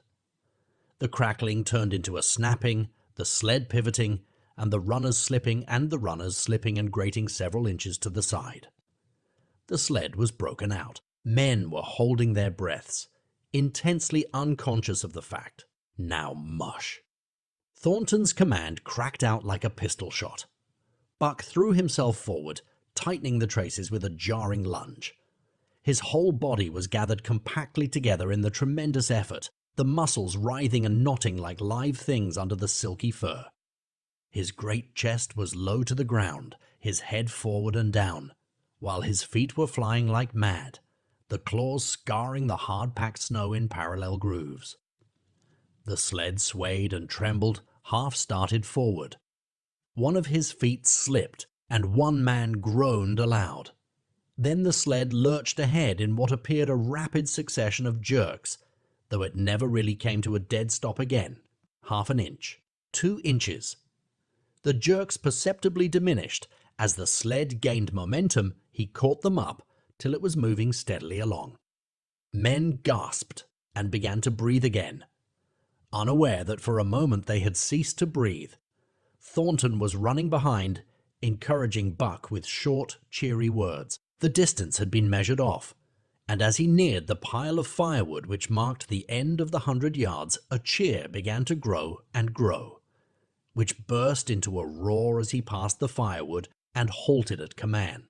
Every man was tearing himself loose, even Matthewson. Hats and mittens were flying in the air. Men were shaking hands, it did not matter with whom, and bubbling over in a general incoherent babel. But Thornton fell on his knees beside Buck.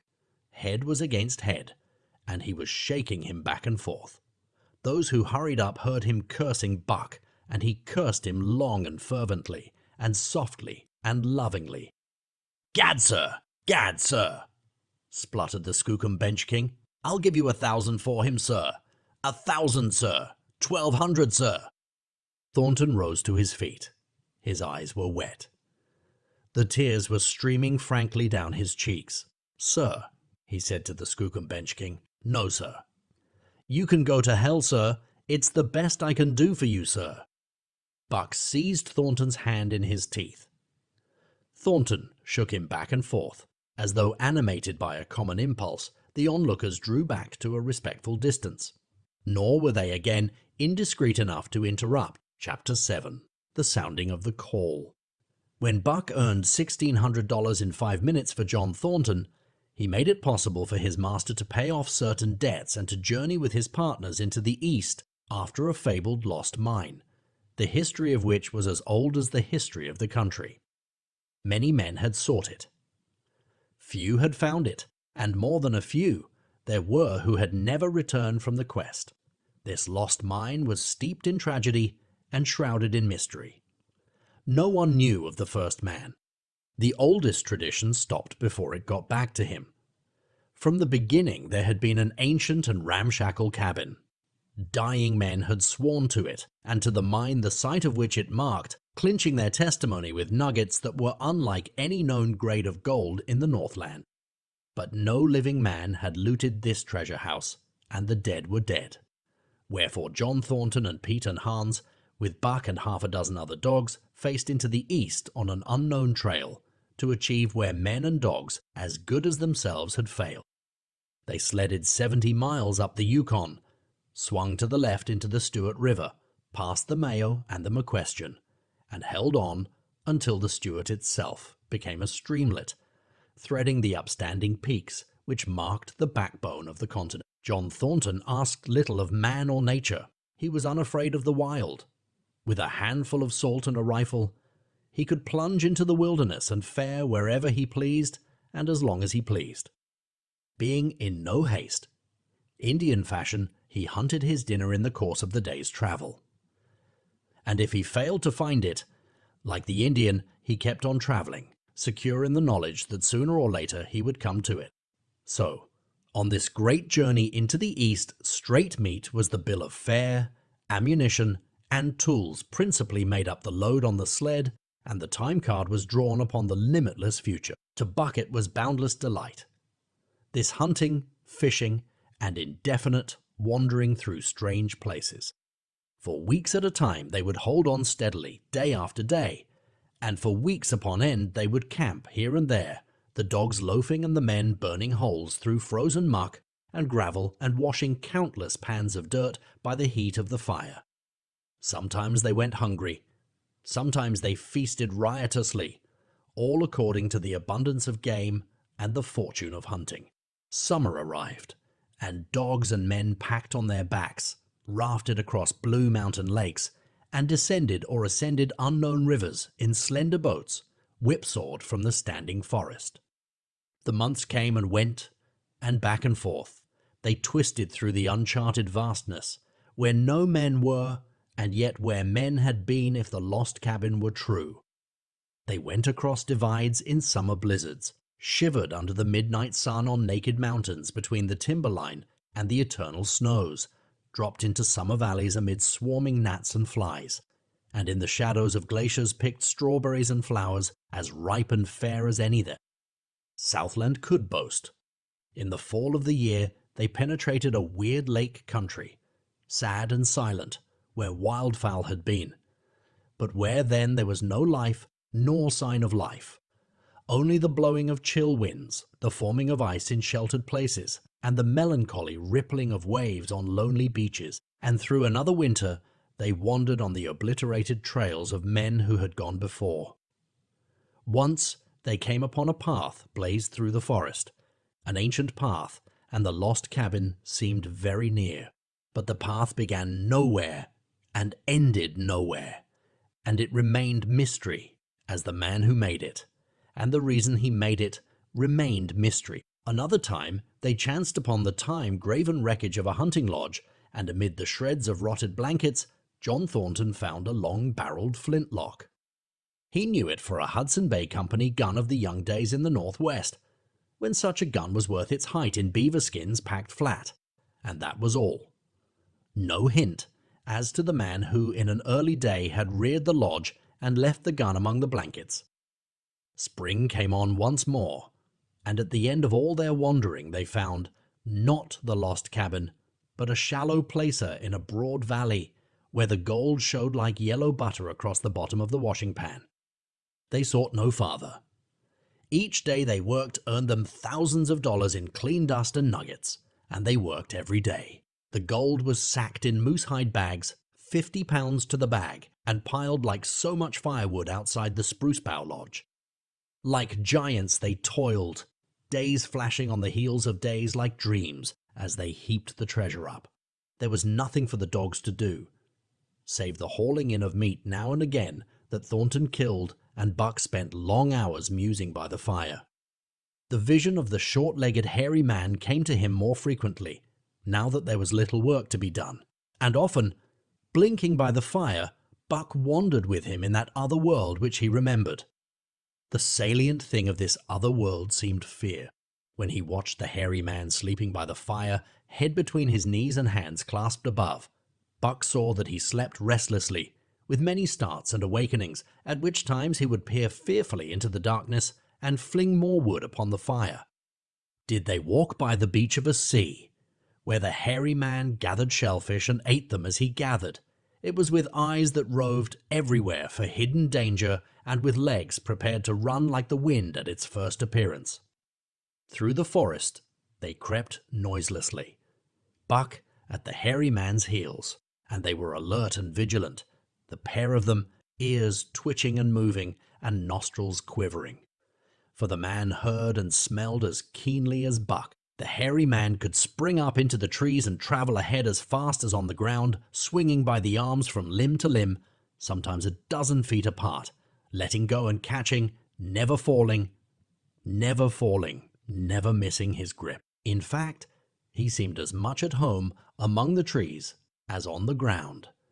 And Buck had memories of nights of vigils spent beneath trees wherein the hairy man roosted, holding on tightly as he slept. And closely akin to the visions of the hairy man was the call still sounding in the depths of the forest. It filled him with a great unrest and strange desires.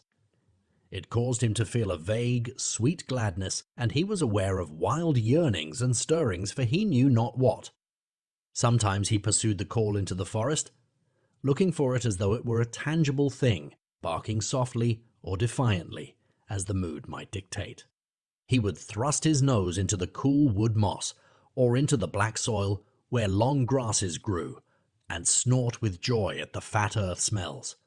Or he would crouch for hours, as if in concealment, behind fungus-covered trunks of fallen trees, wide-eyed and wide-eared to all that moved and sounded about him. It might be, lying thus, that he hoped to surprise this call he could not understand. But he did not know why he did these various things. He was impelled to do them, and did not reason about them at all. Irresistible impulses seized him. He would be lying in camp, dozing lazily in the heat of the day, when suddenly his head would lift, and his ears cock up, intent and listening, and he would spring to his feet and dash away, and on, for hours through the forest aisles, and across the open spaces where the niggerheads bunched. He loved to run down dry watercourses and to creep and spy upon the bird life in the woods. For a day at a time, he would lie in the underbrush where he could watch the partridges drumming and strutting up and down. But especially he loved to run in the dim twilight of the summer midnights, listening to the subdued and sleepy murmurs of the forest, reading signs and sounds as man may read a book, and seeking for the mysterious something that called waking or sleeping, at all times, for him to come. One night he sprang from sleep with a start, eager-eyed, nostrils quivering and scenting, his mane bristling in recurrent waves. From the forest came the call, or one note of it, for the call was many-noted, distinct and definite as never before, a long-drawn howl, like, yet unlike, any noise made by husky dog, and he knew it, in the old familiar way. As a sound heard before, he sprang through the sleeping camp and in swift silence dashed through the woods. As he drew closer to the cry, he went more slowly, with caution in every movement, till he came to an open place among the trees, and looking out saw, erect on haunches, with nose pointed to the sky, a long, lean timber wolf. He had made no noise, yet it ceased from its howling and tried to sense his presence. Buck stalked into the open, half-crouching, body gathered compactly together, tail straight and stiff, feet falling with unwanted care, every movement advertised commingled threatening and overture of friendliness.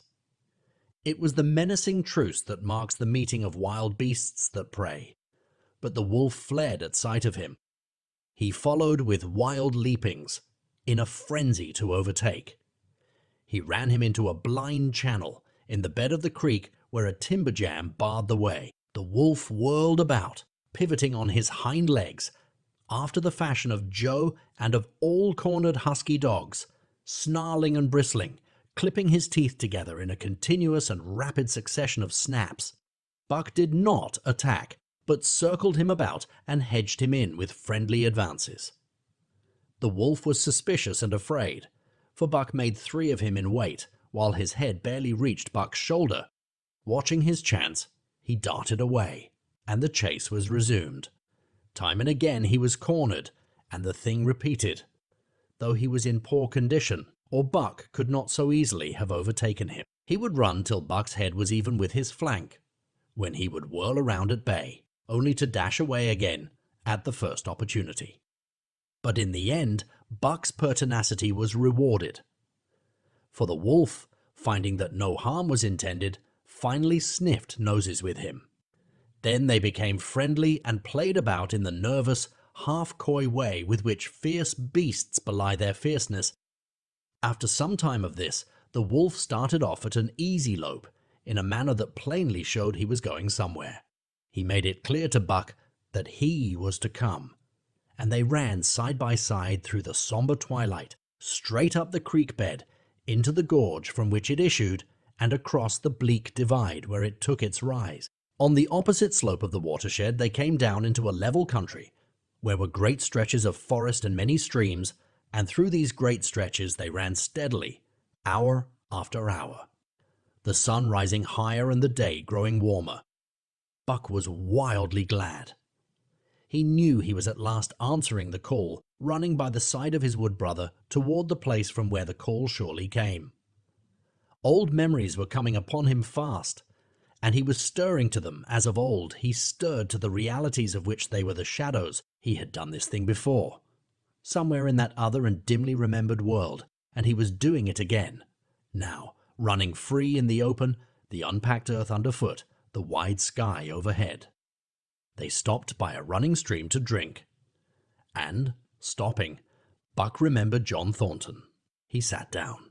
The wolf started on toward the place from where the call surely came, then returned to him, sniffing noses and making actions as though to encourage him. But Buck turned about and started slowly on the back track. For the better part of an hour the wild brother ran by his side, whining softly. Then he sat down, pointed his nose upward, and howled. It was a mournful howl, and as Buck held steadily on his way, he heard it grow faint and fainter until it was lost in the distance. John Thornton was eating dinner when Buck dashed into camp and sprang upon him in a frenzy of affection, overturning him, scrambling upon him, licking his face, biting his hand, playing the general tomfool, as John Thornton characterized it, the while he shook Buck back and forth and cursed him lovingly. For 2 days and nights Buck never left camp, never let Thornton out of his sight. He followed him about at his work, watched him while he ate, saw him into his blankets at night and out of them in the morning. But after 2 days, the call in the forest began to sound more imperiously than ever. Buck's restlessness came back on him, and he was haunted by recollections of the wild brother, and of the smiling land beyond the divide, and of the smiling land beyond the divide and the run side by side through the wide forest stretches. Once again, he took to wandering in the woods, but the wild brother came no more, and though he listened through long vigils, the mournful howl was never raised. He began to sleep out at night, staying away from camp for days at a time, and once he crossed the divide at the head of the creek and went down into the land of timber and streams. There he wandered for a week, seeking vainly for fresh sign of the wild brother, killing his meat as he traveled and traveling with the long, easy lope that seems never to tire. He fished for salmon in a broad stream that emptied somewhere into the sea, and by this stream he killed a large black bear, blinded by the mosquitoes, while likewise fishing and raging through the forest helpless and terrible. Even so, it was a hard fight, and it aroused the last latent remnants of Buck's ferocity. And 2 days later, when he returned to his kill and found a dozen wolverines quarreling over the spoil, he scattered them like chaff, and those that fled left 2 behind who would quarrel no more. The blood-longing became stronger than ever before.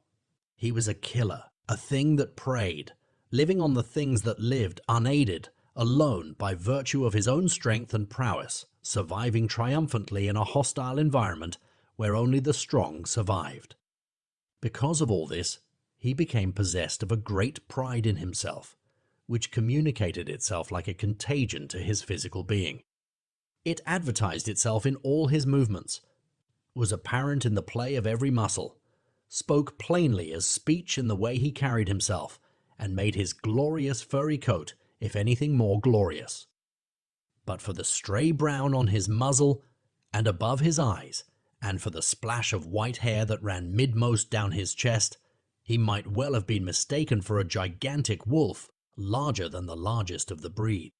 From his St. Bernard father he had inherited size and weight, but it was his shepherd mother who had given shape to that size and weight. His muzzle was the long wolf muzzle, save that it was larger than the muzzle of any wolf, and his head, somewhat broader, was the wolf head on a massive scale.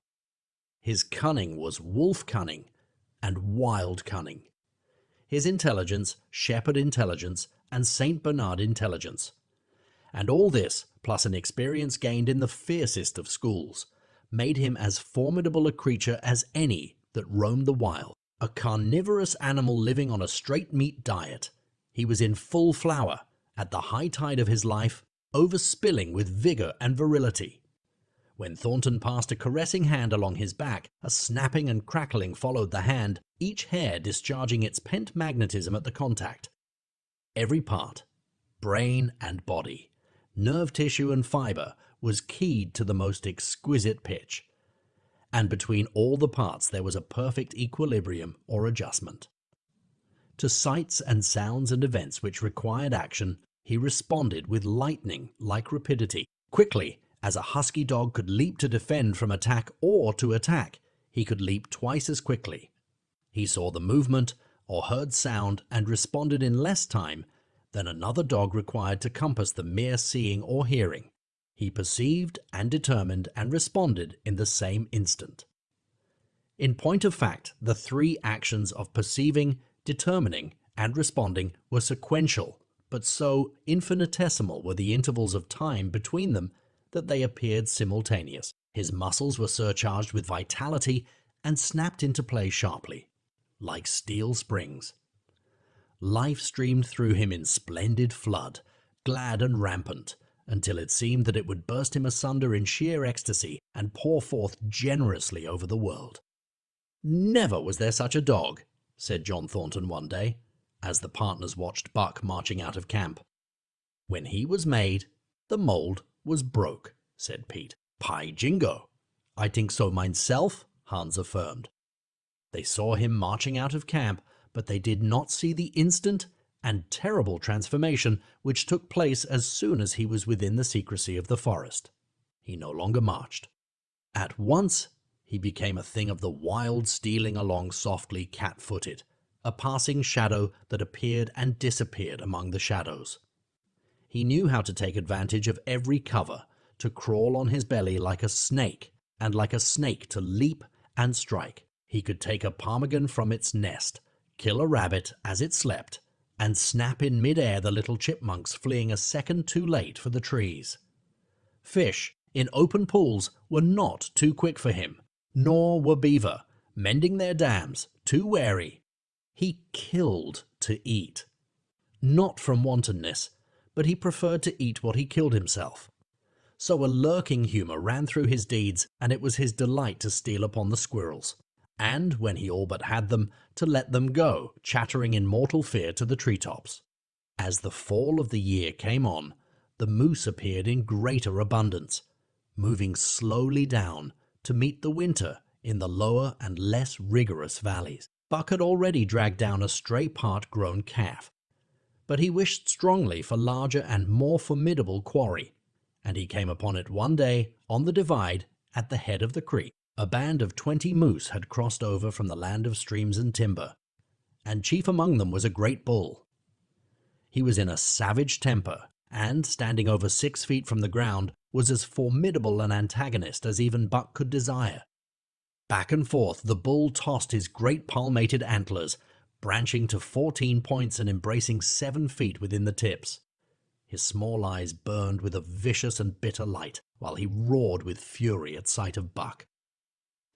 From the bull's side, just forward of the flank, protruded a feathered arrow end, which accounted for his savageness. Guided by that instinct which came from the old hunting days of the primordial world, Buck proceeded to cut the bull out from the herd. It was no slight task.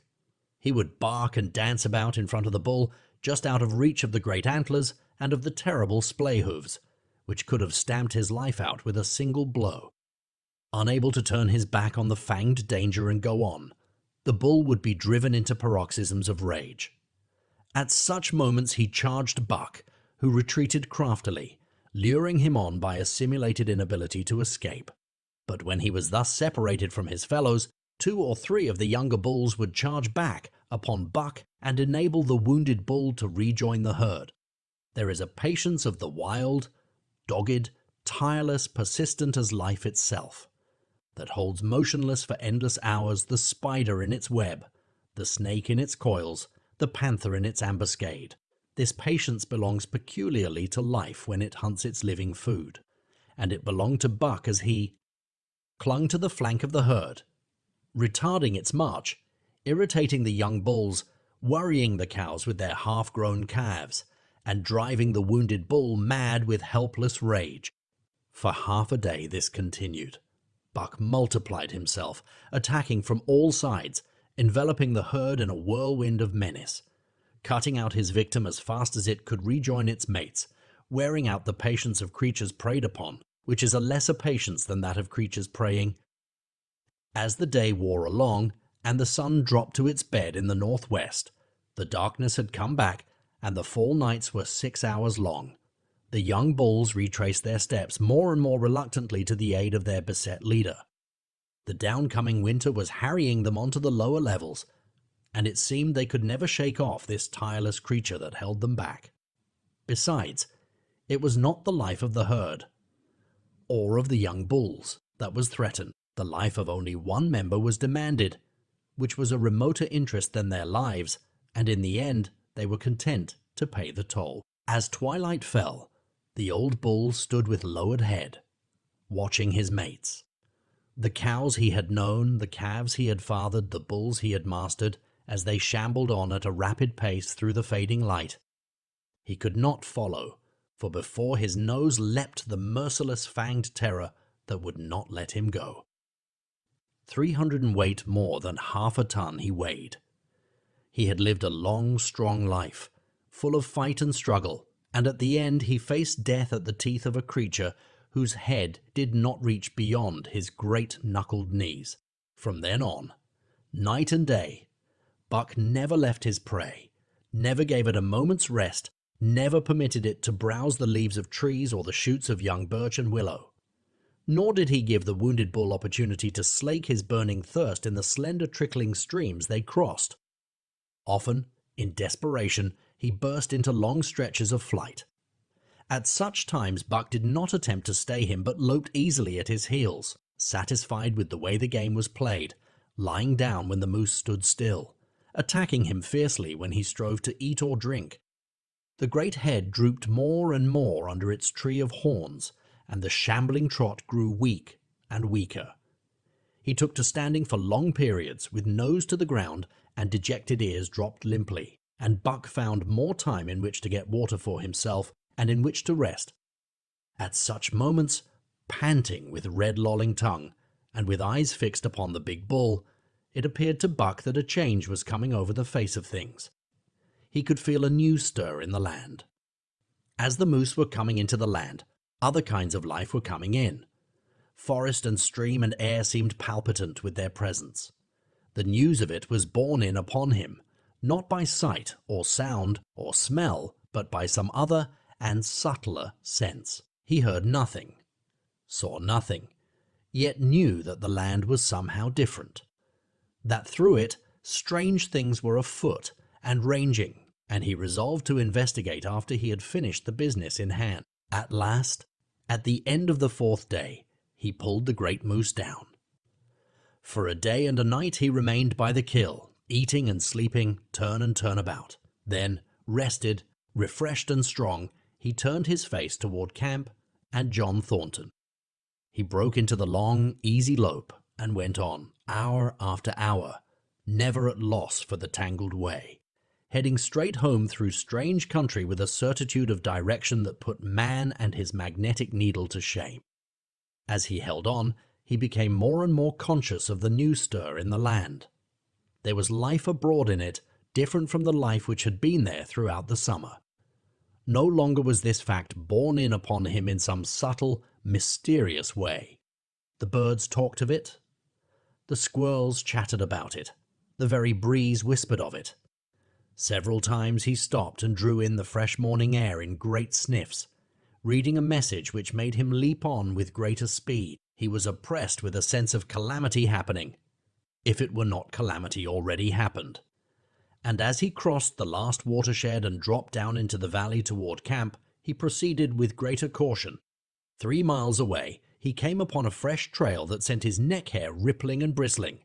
It led straight toward camp and John Thornton. Buck hurried on, swiftly and stealthily, every nerve straining and tense, alert to the multitudinous details which told a story, all but the end. His nose gave him a varying description of the passage of the life on the heels of which he was traveling. He remarked the pregnant silence of the forest. The bird life had flitted. The squirrels were in hiding. One only he saw, a sleek grey fellow, flattened against a grey dead limb so that he seemed a part of it, a woody excrescence upon the wood itself. As Buck slid along with the obscureness of a gliding shadow, his nose was jerked suddenly to the side as though a positive force had gripped and pulled it. He followed the new scent into a thicket and found Nick. He was lying on his side, dead where he had dragged himself, an arrow protruding, head and feathers, from either side of his body. 100 yards farther on, Buck came upon one of the sled dogs Thornton had bought in Dawson. This dog was thrashing about in a death struggle, directly on the trail, and Buck passed around him without stopping. From the camp came the faint sound of many voices, rising and falling in a sing-song chant. Bellying forward to the edge of the clearing, he found Hans lying on his face, feathered with arrows like a porcupine. At the same instant, Buck peered out where the spruce bough lodge had been and saw what made his hair leap straight up on his neck and shoulders. A gust of overpowering rage swept over him. He did not know that he growled, but he growled aloud with a terrible ferocity.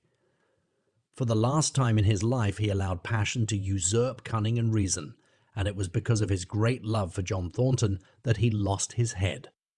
The Yeehats were dancing about the wreckage of the spruce bough lodge when they heard a fearful roaring and saw rushing upon them an animal, the like of which they had never seen before. It was Buck, a live hurricane of fury, hurling himself upon them in a frenzy to destroy.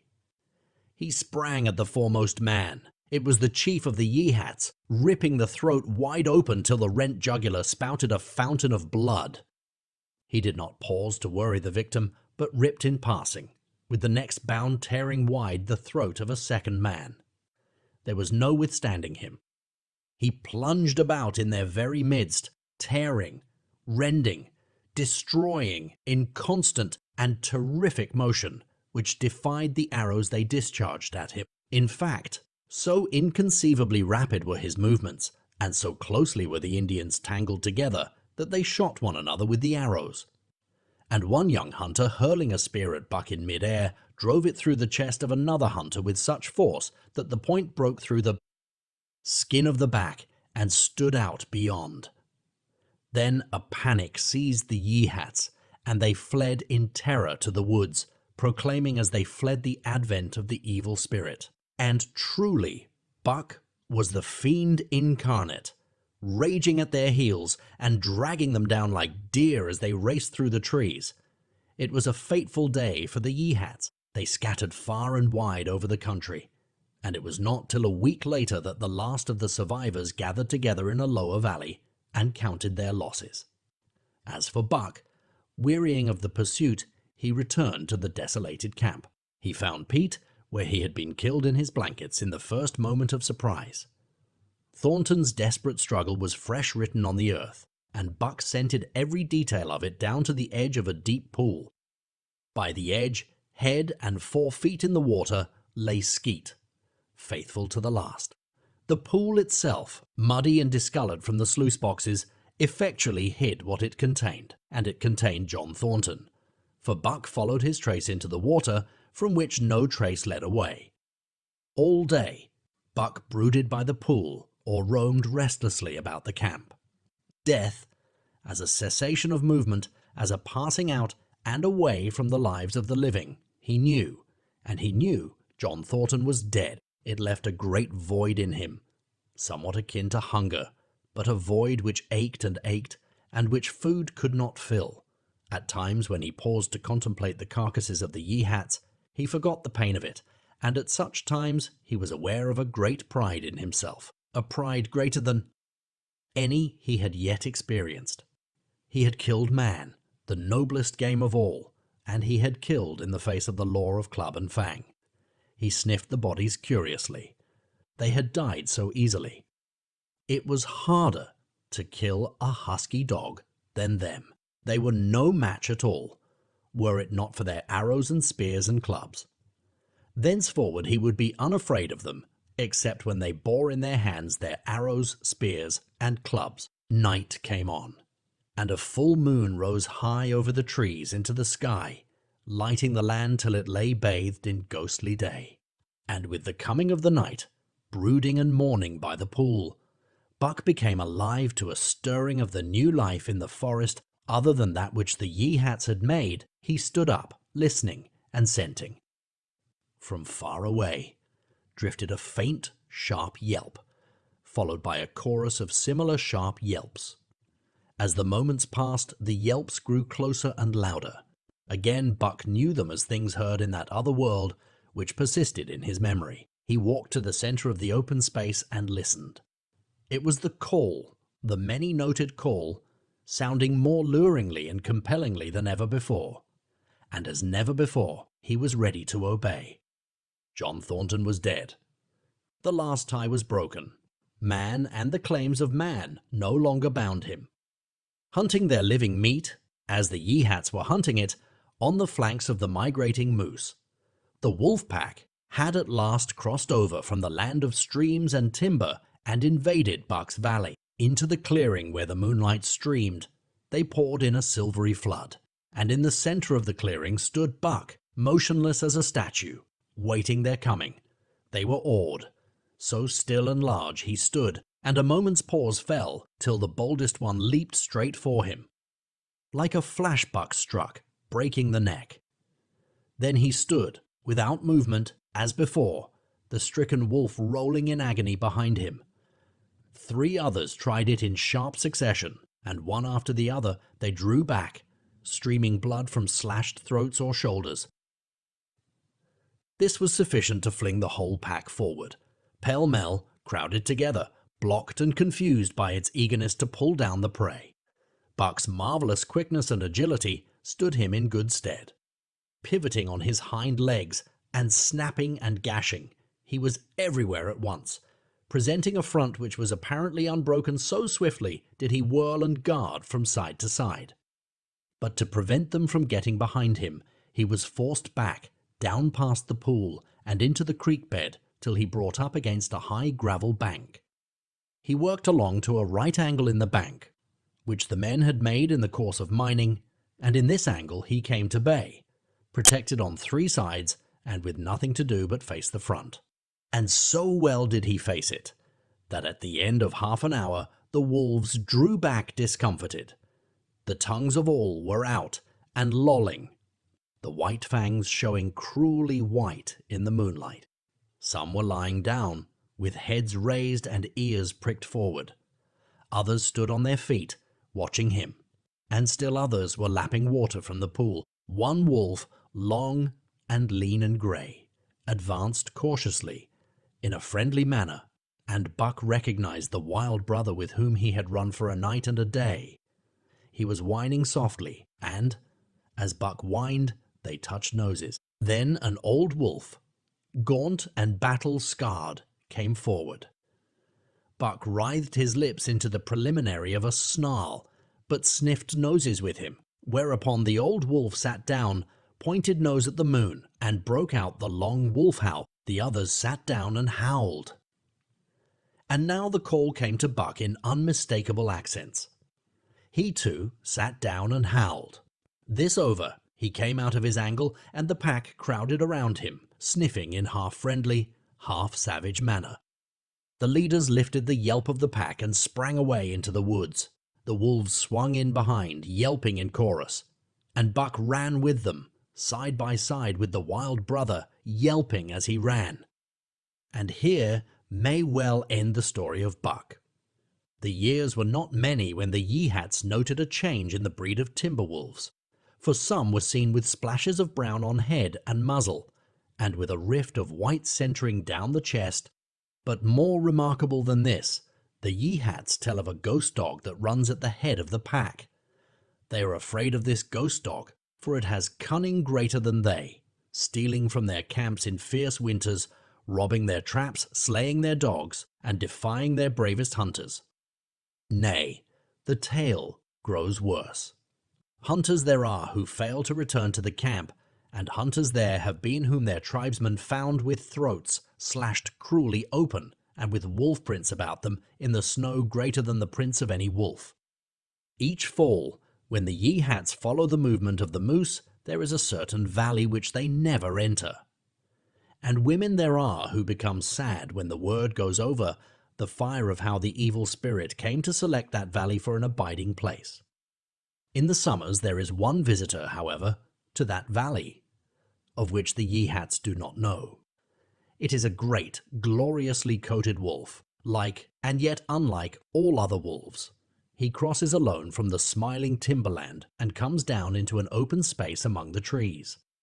Here a yellow stream flows from rotted moosehide sacks and sinks into the ground, with long grasses growing through it and vegetable mold overrunning it and hiding its yellow from the sun. And here he muses for a time, howling once, long and mournfully, ere he departs. But he is not always alone. When the long winter nights come on and the wolves follow their meat into the lower valleys, he may be seen running at the head of the pack through the pale moonlight or glimmering borealis, leaping gigantic above his fellows, his great throat a bellow as he sings a song of the younger world, which is the song of the pack,